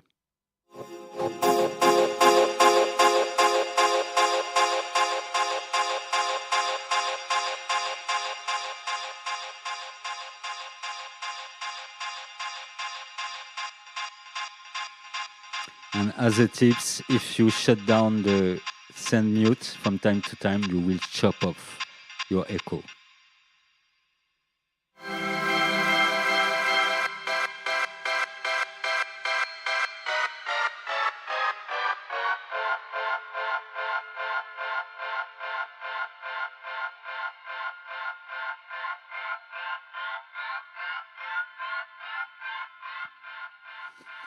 Let's say now that we want to reinject the echo in itself, but via the modulation. So the thing we will do is to send the modulation into the echo. Okay. And the echo, we will send it back to the modulation. So you have to use your ear to take care of the rising of the sound, but this is a kind of feedbacking through the how I tell it, modulation. So let's try something.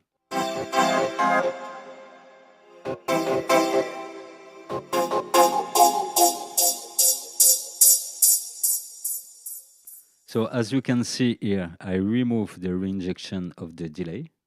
Okay. I send the modulation into the delay, and I open the path of feedbacking via the modulation or phasing module, okay, by sending the delay back into it.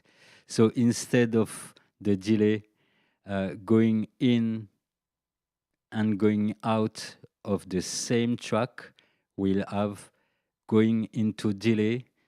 That delay will go into the modulation, and this modulation will go back into the delay, aka auxiliary B. Okay. For this, you can remove a bit of feedback of your modulation effect.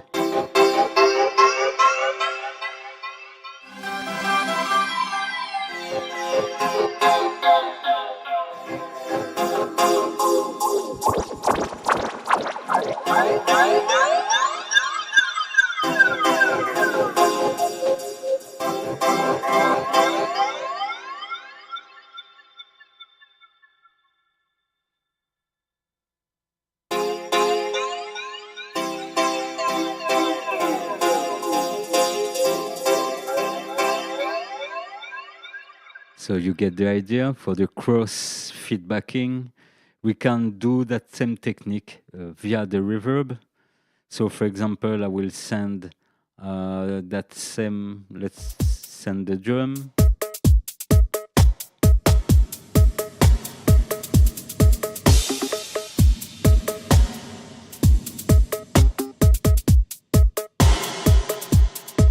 I will send only the snare.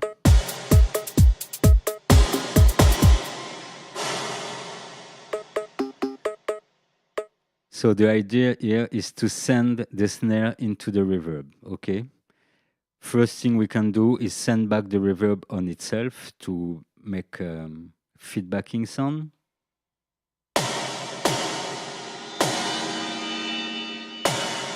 Or we can send it first. We will send that reverb into the modulation.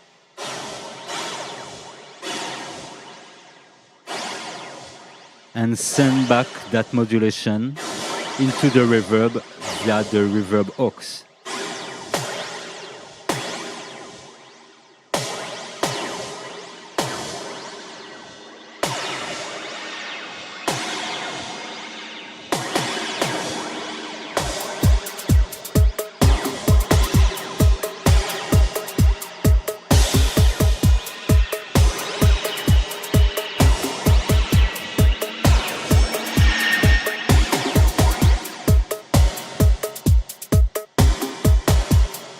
So this was another example of cross feedbacking via other effects.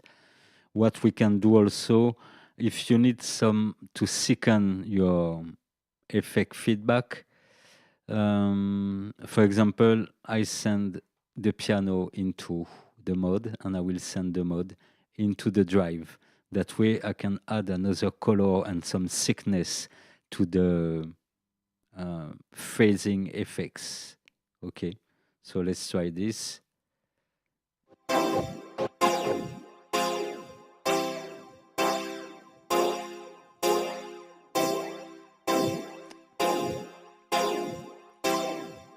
So don't forget before you do some rejection, checking everything is closed or open as you wish.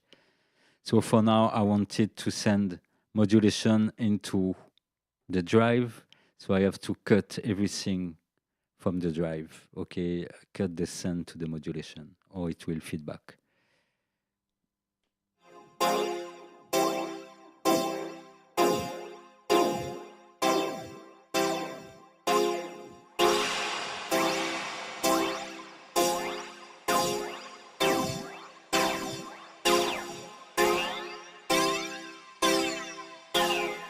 With the drive and without the drive.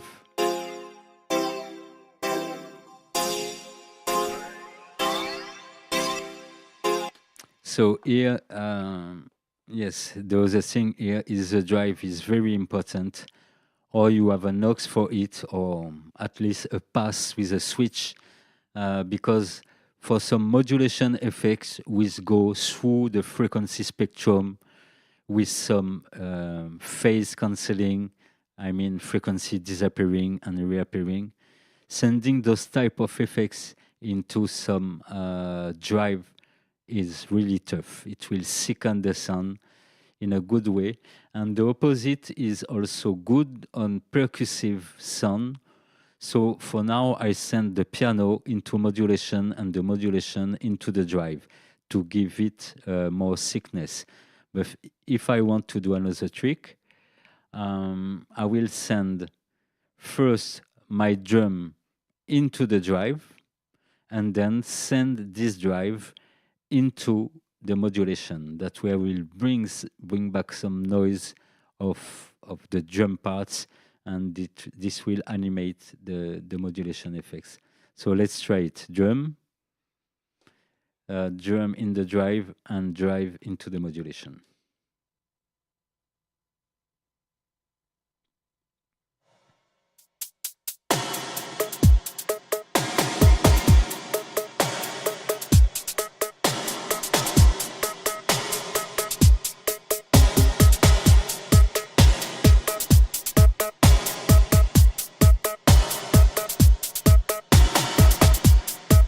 I will remove this reverb, that way we can hear.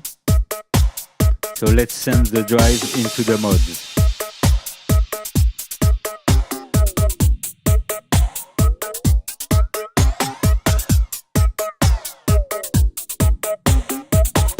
If I send the drum without the drive, I have this.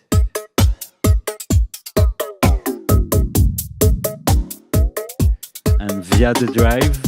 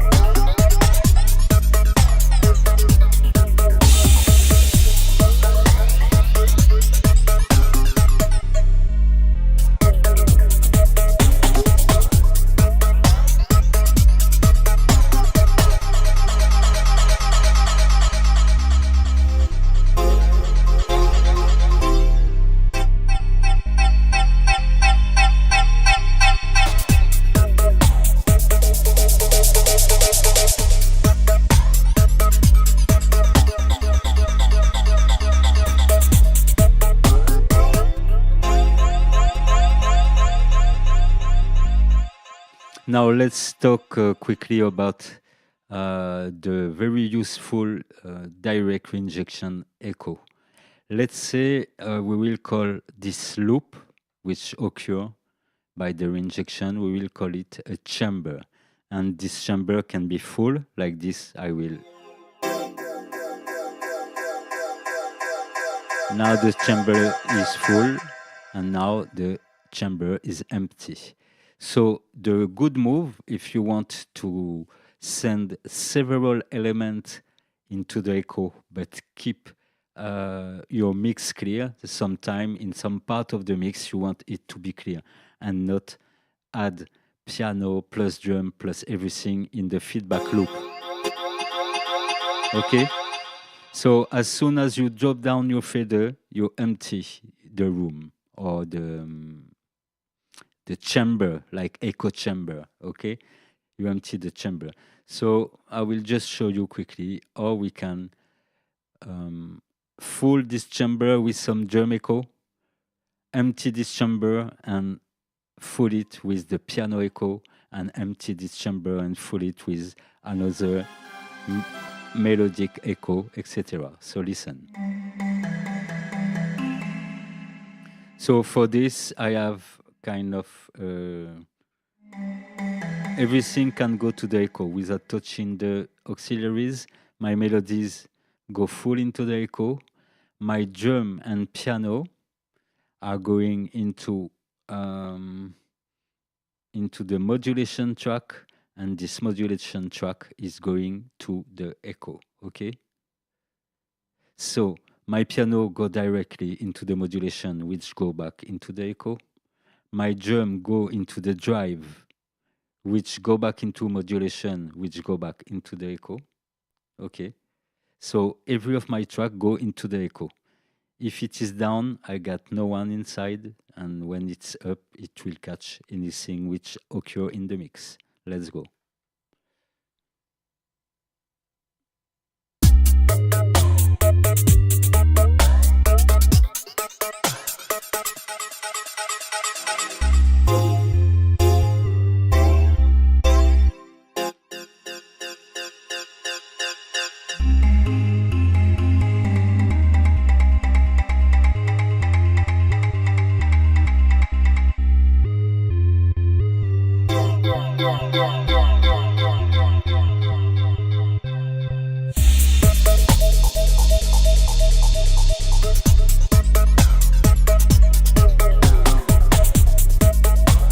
Also, you can sometimes leave your echo into the background of the mix.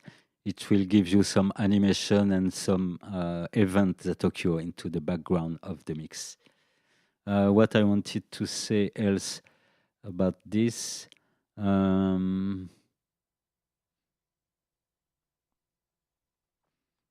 yeah, and after that, the game will be, as you can't have everything open at each time and having the echo, because it will be echo all the way. You will choose one or two you leave open, and when you will close them back. So for example, here, the main track which receive most of the sound to the echo is the echo from the modulation channel. Okay, so I can drop this. That way I got no echo on piano and drums. And then when I want to hit the drum and send it to the echo, I will turn the knob when the snare happen or when a bell appear. And if I want to catch the piano and send it to the echo, I will use the same send and send it in the right time with the piano. So listen.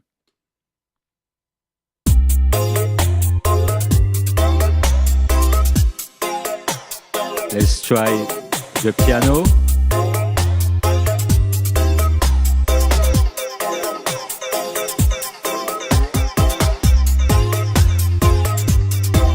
And let's try to catch the snare now.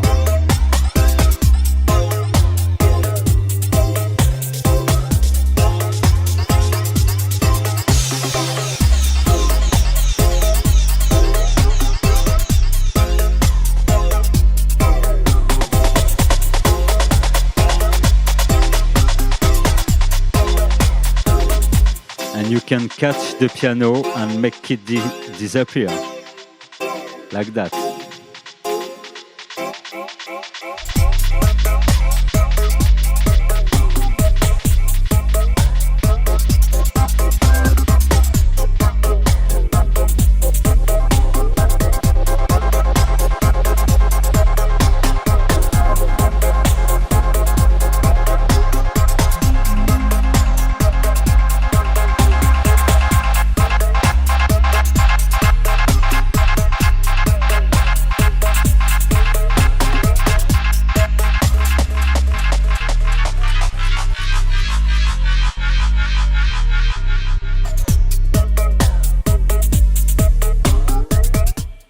So most of the time you will have a hand or a finger on that echo fader, because as soon as you bring back something into the mix, as soon as you will remove echo, if you don't want any echo tail to wash your mix.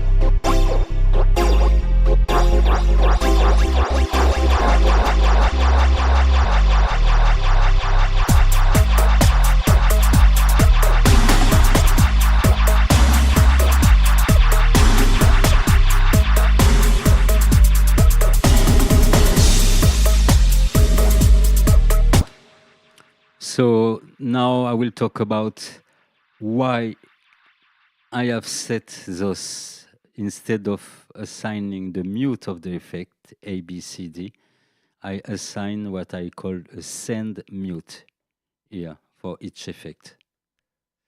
Okay. For example, I can cut the reverb everywhere, but put it on the piano and put it on the snare. Okay, full. Via this switch, I will switch off the reverb. Okay.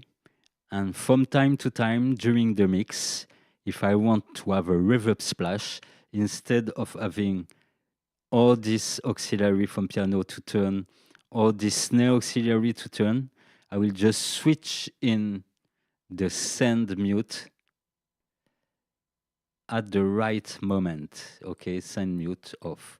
So here, piano going to the reverb, snare is going into the reverb. Let's play this and just switch that reverb from time to time. That way, when I splash it, it will enter the reverb and I close it. But as the return mute is always on, we will hear the tail of that reverb. Okay, let's go. I try on piano first.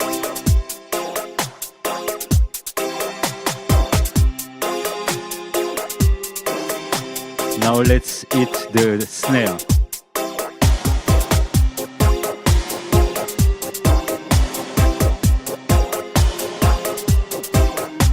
If I leave it open always, I will have always the sound going into the reverb.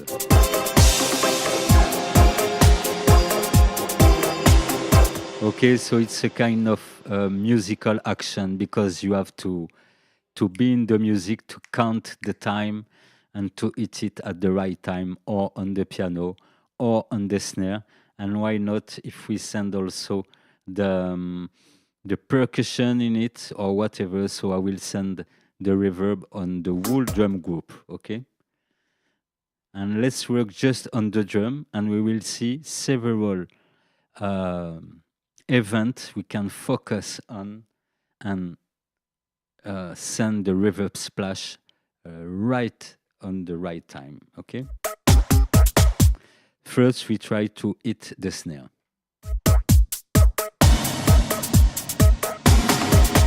Okay, to hit the snare is more easy. Now we will listen to the kind of bell percussion sound and try to hit in the right time.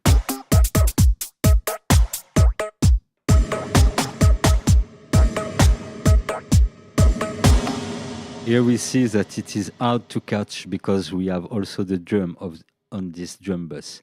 So what I will do is send the percussion and the snare in the separated track.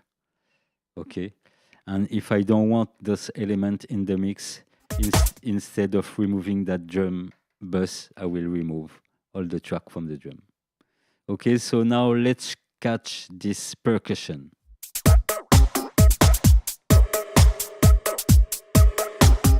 Okay, percussion, snare, percussion, snare, and if I have the piano, I can also hit the piano at the right time.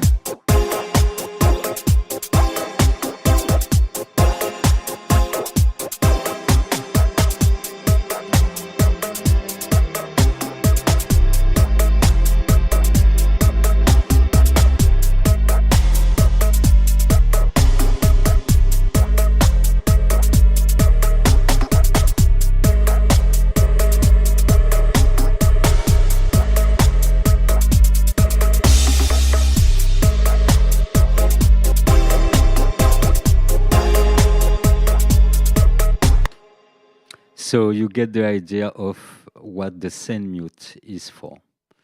Also, excuse me, as you can see, when it is off, it's minus infinite, but when it is on, it's plus 3 dB, okay? This is like the general send. We have send of each track, which stop to 0 unity gain, okay? But what my reflection was this. There's some load elements like snare or piano. They don't need this plus 3 dB boost. But all instruments which are in the background like mute guitar or back melodies, they need to enter that effect also correctly. So my thinking is when this is open, and I go full clockwise, I send plus 3 dB into the reverb or into the echo, the effect. Okay, so for louder sound, we can see it here. Okay, for chords, for example, I will not go fully clockwise. I will stop around -6 dB or -3. You get it by ear, but you send less. Okay, for the snare also or the drum, you will not send that much, just a little bit. Okay, but for events like that melody, for example,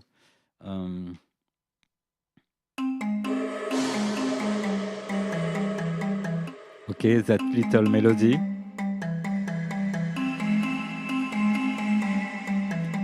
it may need a little boost because sometimes I mix it back in the mix like this.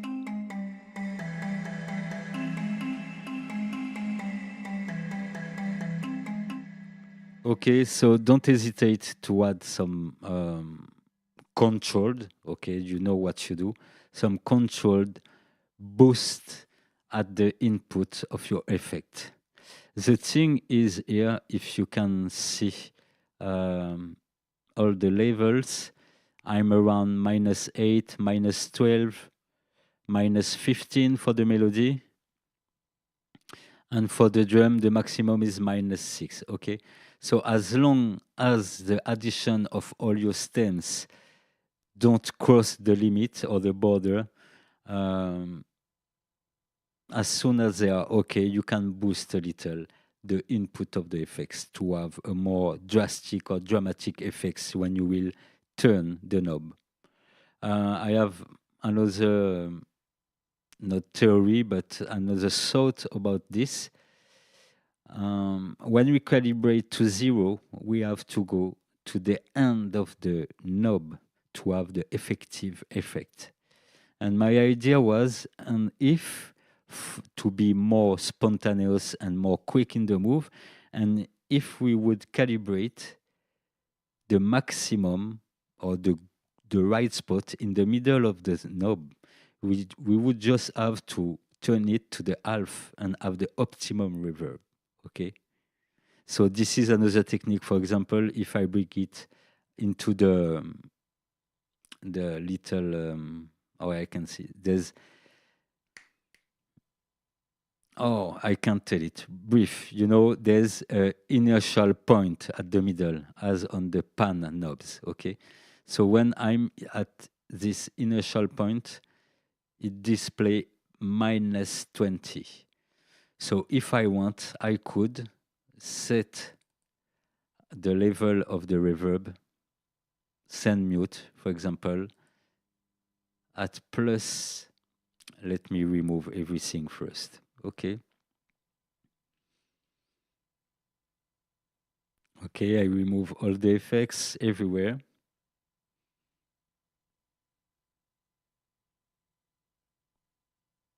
That's great.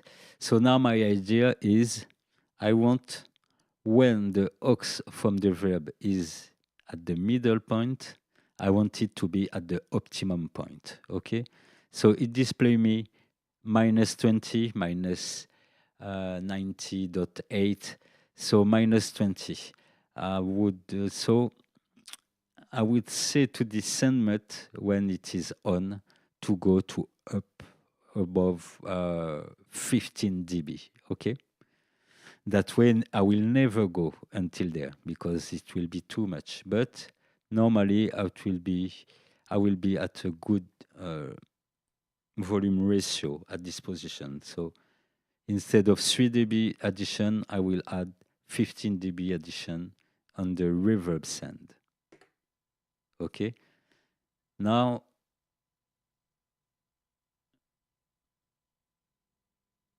let's see how it works.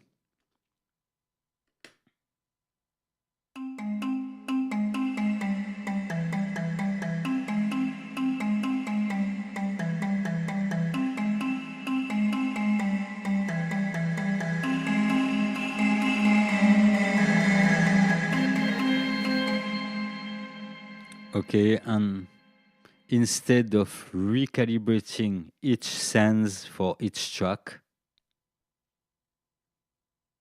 with that little box send mute, I have to set just the general send. So this is kind of general send. You know, on analog desk, you have several send on each track, okay?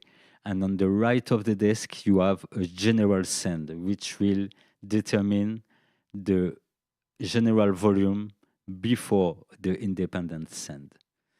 So when I set it like this, I have to be careful and uh, talk to my muscle memory and tell it that to have the optimum verb on the drum, for example, I don't have to go full clockwise, but just in the middle. Let's try it.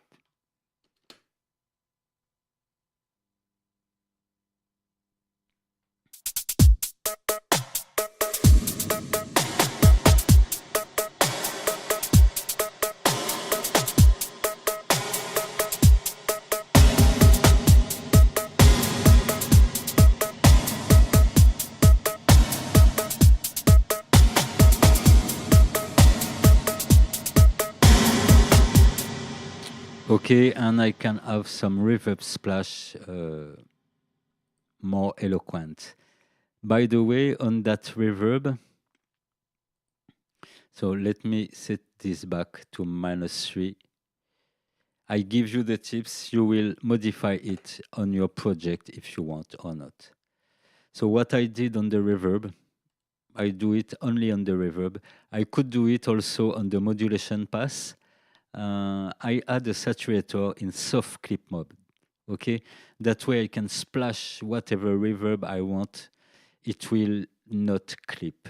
Okay, and if I feedback the reverb into it, this clipper stage will maintain the level at the level of my fader. Okay, meaning I can feedback my reverb, but it will not cross that level, for example, -8 for the moment on the reverb.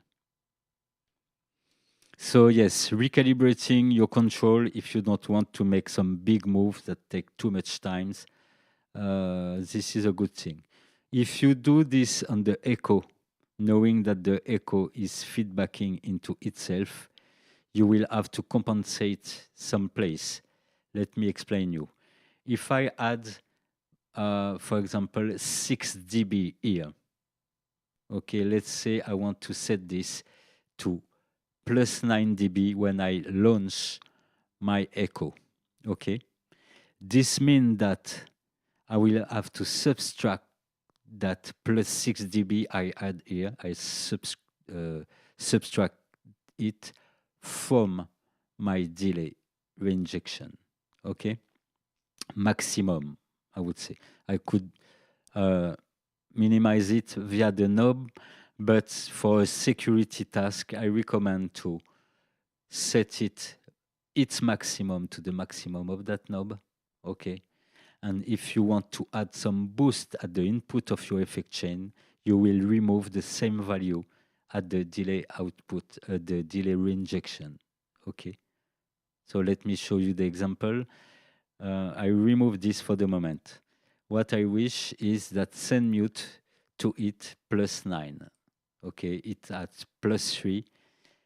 +9, I have to add 6 dB. So I put +9 here. And now I go on the MIDI mapping.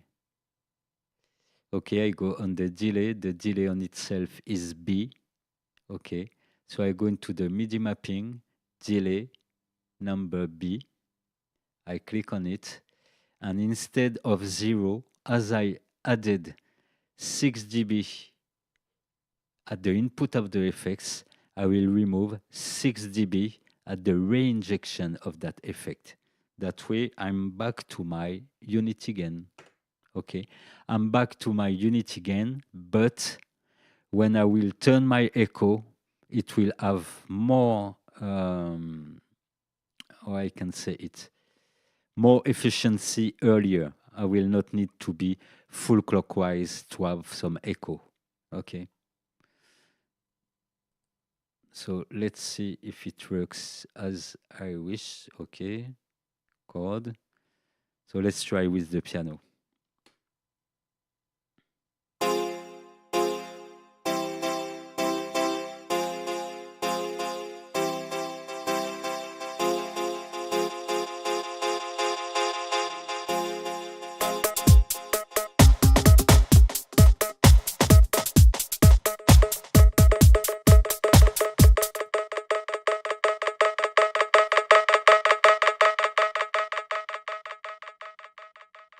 So this is all you will do for the echo. You absolutely have to compensate any addition. If you add some gain at the input of your effect, you have to remove some gain at the reinjection. Okay. So I find it better to calibrate it because we never know. Sometimes we can move that knob by mistake and we have something appearing in the mix. And sometimes that's no good. But in the future, when you know well your controller, you can leave it at 0, knowing that you will make it at -6 here via the knob. And if raising feedback occur, you will know exactly where it comes from. Okay. For now, I recommend just to be at unity gain. So one more time, as it will be a project, a public project, I will set it back as it was, aka that send mute to 3 dB. And that one, I set it back to 0 at the calibration. Okay. And if you want to know why I added plus 3 dB here instead of 0, it is because I wanted the feedbacking to occur before my echo was too loud. Okay. So the more you want some long feedback before the echo is loud, the more you will increase the input level of your effects. Okay. Knowing that the reinjection is locked at 0.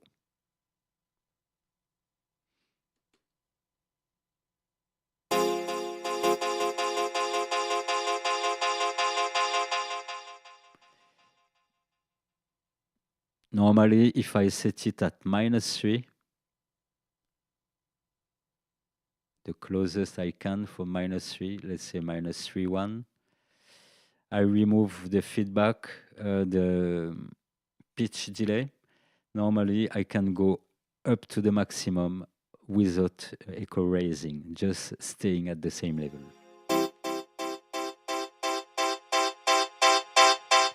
And that's not true. I think I will have to reduce this a bit more. -8, let's try.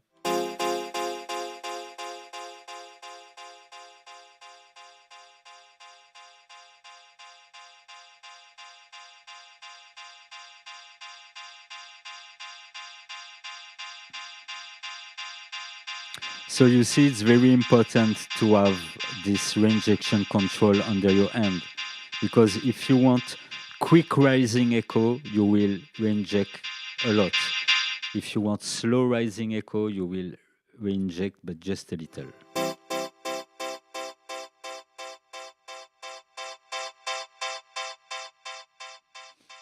Okay, this was the tip in the tip in the tip for the direct reinjection echo, aka dub echo.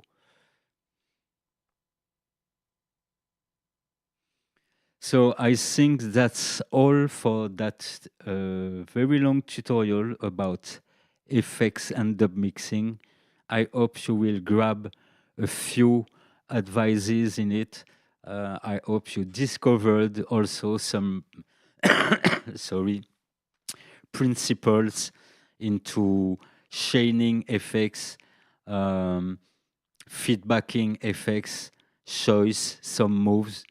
Obviously, I can't cover all the topics and all the possibilities. So knowing that it was one of the many possibilities about dubbing all this, okay? What could I say else? Yes, take your time. You can rewind this and try to get back the information. At the beginning of the tutorial, you have also the several plane I made for the controller. So if you are a very, very, very courageous guy or woman, you will rebuild it from the bottom to the top. And if it's above all your possibility, you have to get this Ableton project, dub effect project, mixing layout. So what I will do before posting it in a few days on Patreon, I will uh, obviously remove my track and deliver this layout. I will set it back to black to organize and deliver this layout to the Patreon. I will take good care of closing all the auxiliaries and all level. Okay. If you have a Novation controller, you will have nothing to do in terms of assignation. The only thing you will have to do is configure into the configuration software of Novation, configure one of your controller on channel 3 and the other on channel 16. You will have to fit also all the number I choose here. Okay. But I think the best way will be to reassign to your test. You can be inspired by my plan, but if you need some other plan, you can do your own plan, knowing that you need a subgroup section, independent tracks section, a return track section, and a effect parameters setting section. Okay, and I find it quite logical for this one because we have 4 tracks of independent drum, 4 tracks of music with a few mutes. Okay, 4 tracks of effects return, and 4 tracks of each effect parameters. So I guess this is a good one. Okay, so I will leave just the drum and bass with a bit of reverb for 2 minutes, make 1 or 2 dub. I will record here, and I will say you goodbye. This is the outro, and I hope it was clear in that broken English style. Thank you for sharing this to other dub heads. Thank you to talk about Shieldrum Records YouTube channel, because these are not half-ass tips or techniques. This is the full spectrum technique I work with into the studio, whether it's on the controller in Ableton or in the studio itself. So all this is gold. If you want to support, you can subscribe to the Patreon and get a lot of rewards, a lot around dub. You can also support my music on Bandcamp, Jideh Element Bandcamp, or support my dub tool shop on Jideh Elements Gumroad. In this, you will find some effects racks. All this you can find on YouTube for the several releases. We have a filter, we have a bunch of 15 easy effects racks. We have some drum racks, some bass instrument, real bass instrument, bells instrument, and a lot of other things to build dub, mix dub, or even to know how to build some rhythm. So yes, just go have a look on the Gumroad Jideh Elements and on the Patreon as ever. And yeah, it will be a great help, the like, the share, etc., etc. And we'll meet into another live video, because most of the time the tutorial at Shieldrum Records are made live. Yeah, this was a big topic on dub effects. Really, really big.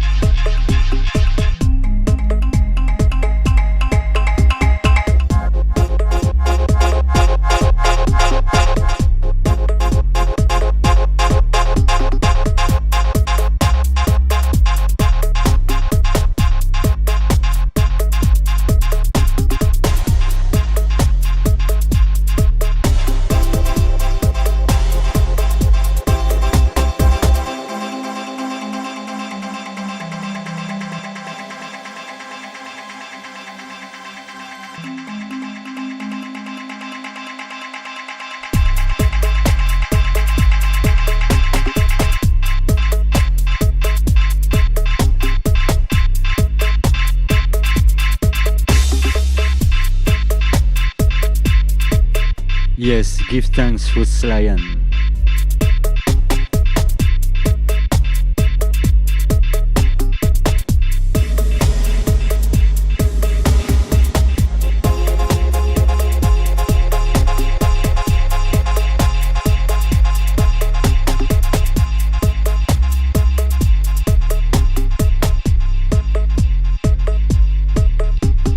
And don't forget, everything teach into this tutorial, we can apply it in every dub mixing environment. I just thought that it was more clear to talk about it into the DAW, because we can see the faceplate of the effect, we can talk about what has been made, like the sidechain compressor on the reverb, the saturator and all. If I wanted to show this on analog studio, I would have to plug and unplug effect, move some unit, etc., etc. So really, even if you work on analog setup, to work into Ableton and with controller, it's a good way also to emulate and to make some tests of what can be good to do into the studio.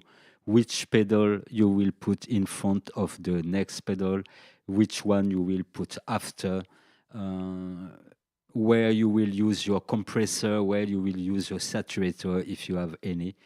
But believe me, anything you don't have in your room, you can find it in a very great quality into any DAW.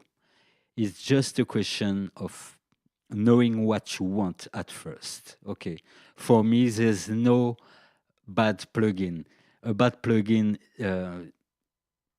of course, perhaps it exists some bad plugin, but generally the plugin which are delivered with each DAW, they are pure quality and they are made to use as less CPU as possible in a project.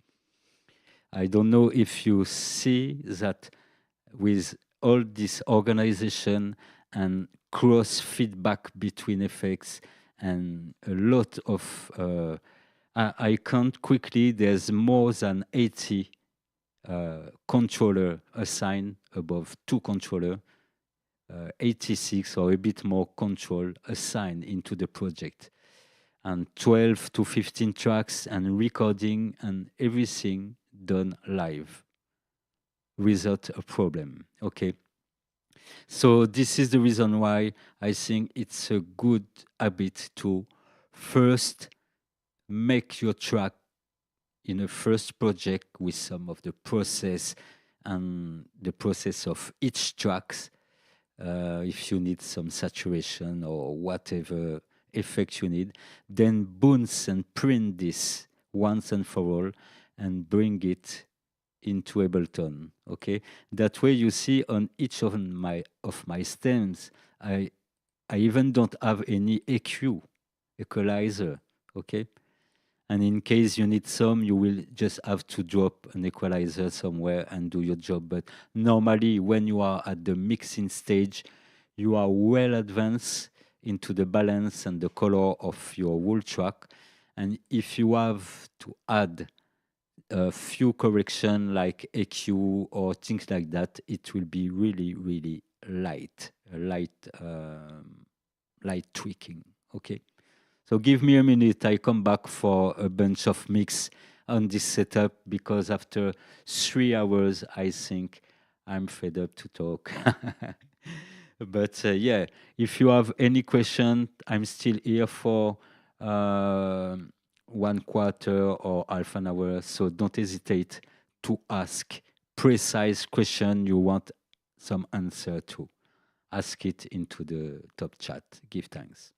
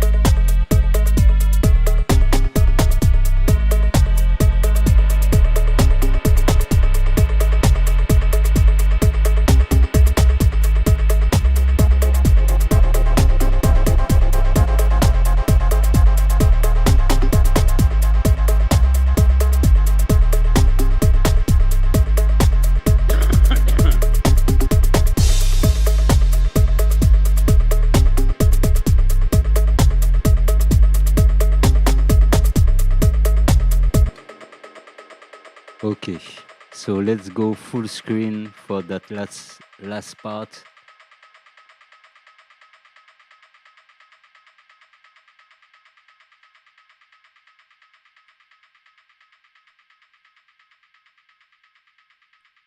Okay, let's go.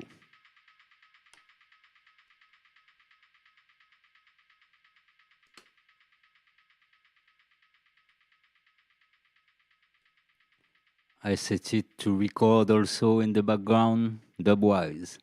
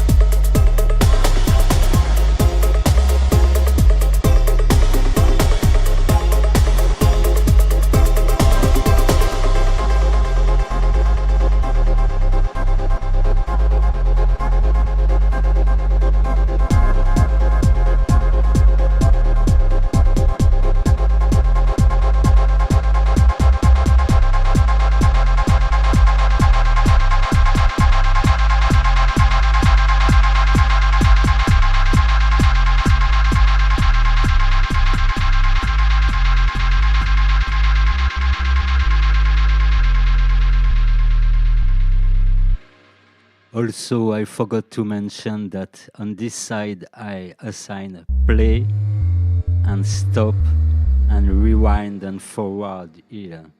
For example, here, I started the mix, but I would like to start again, I just have to hit here.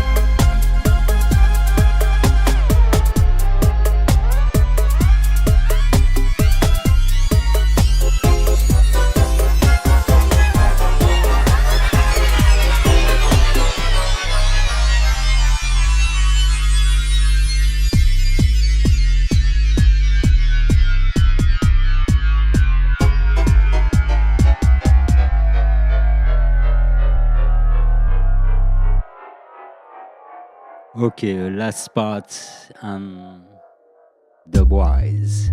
See you next.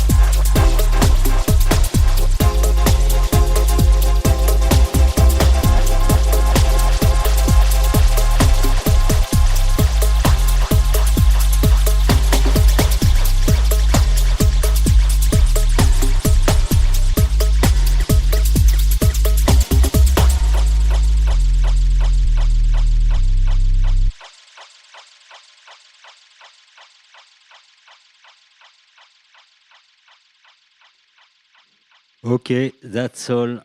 Dubwise.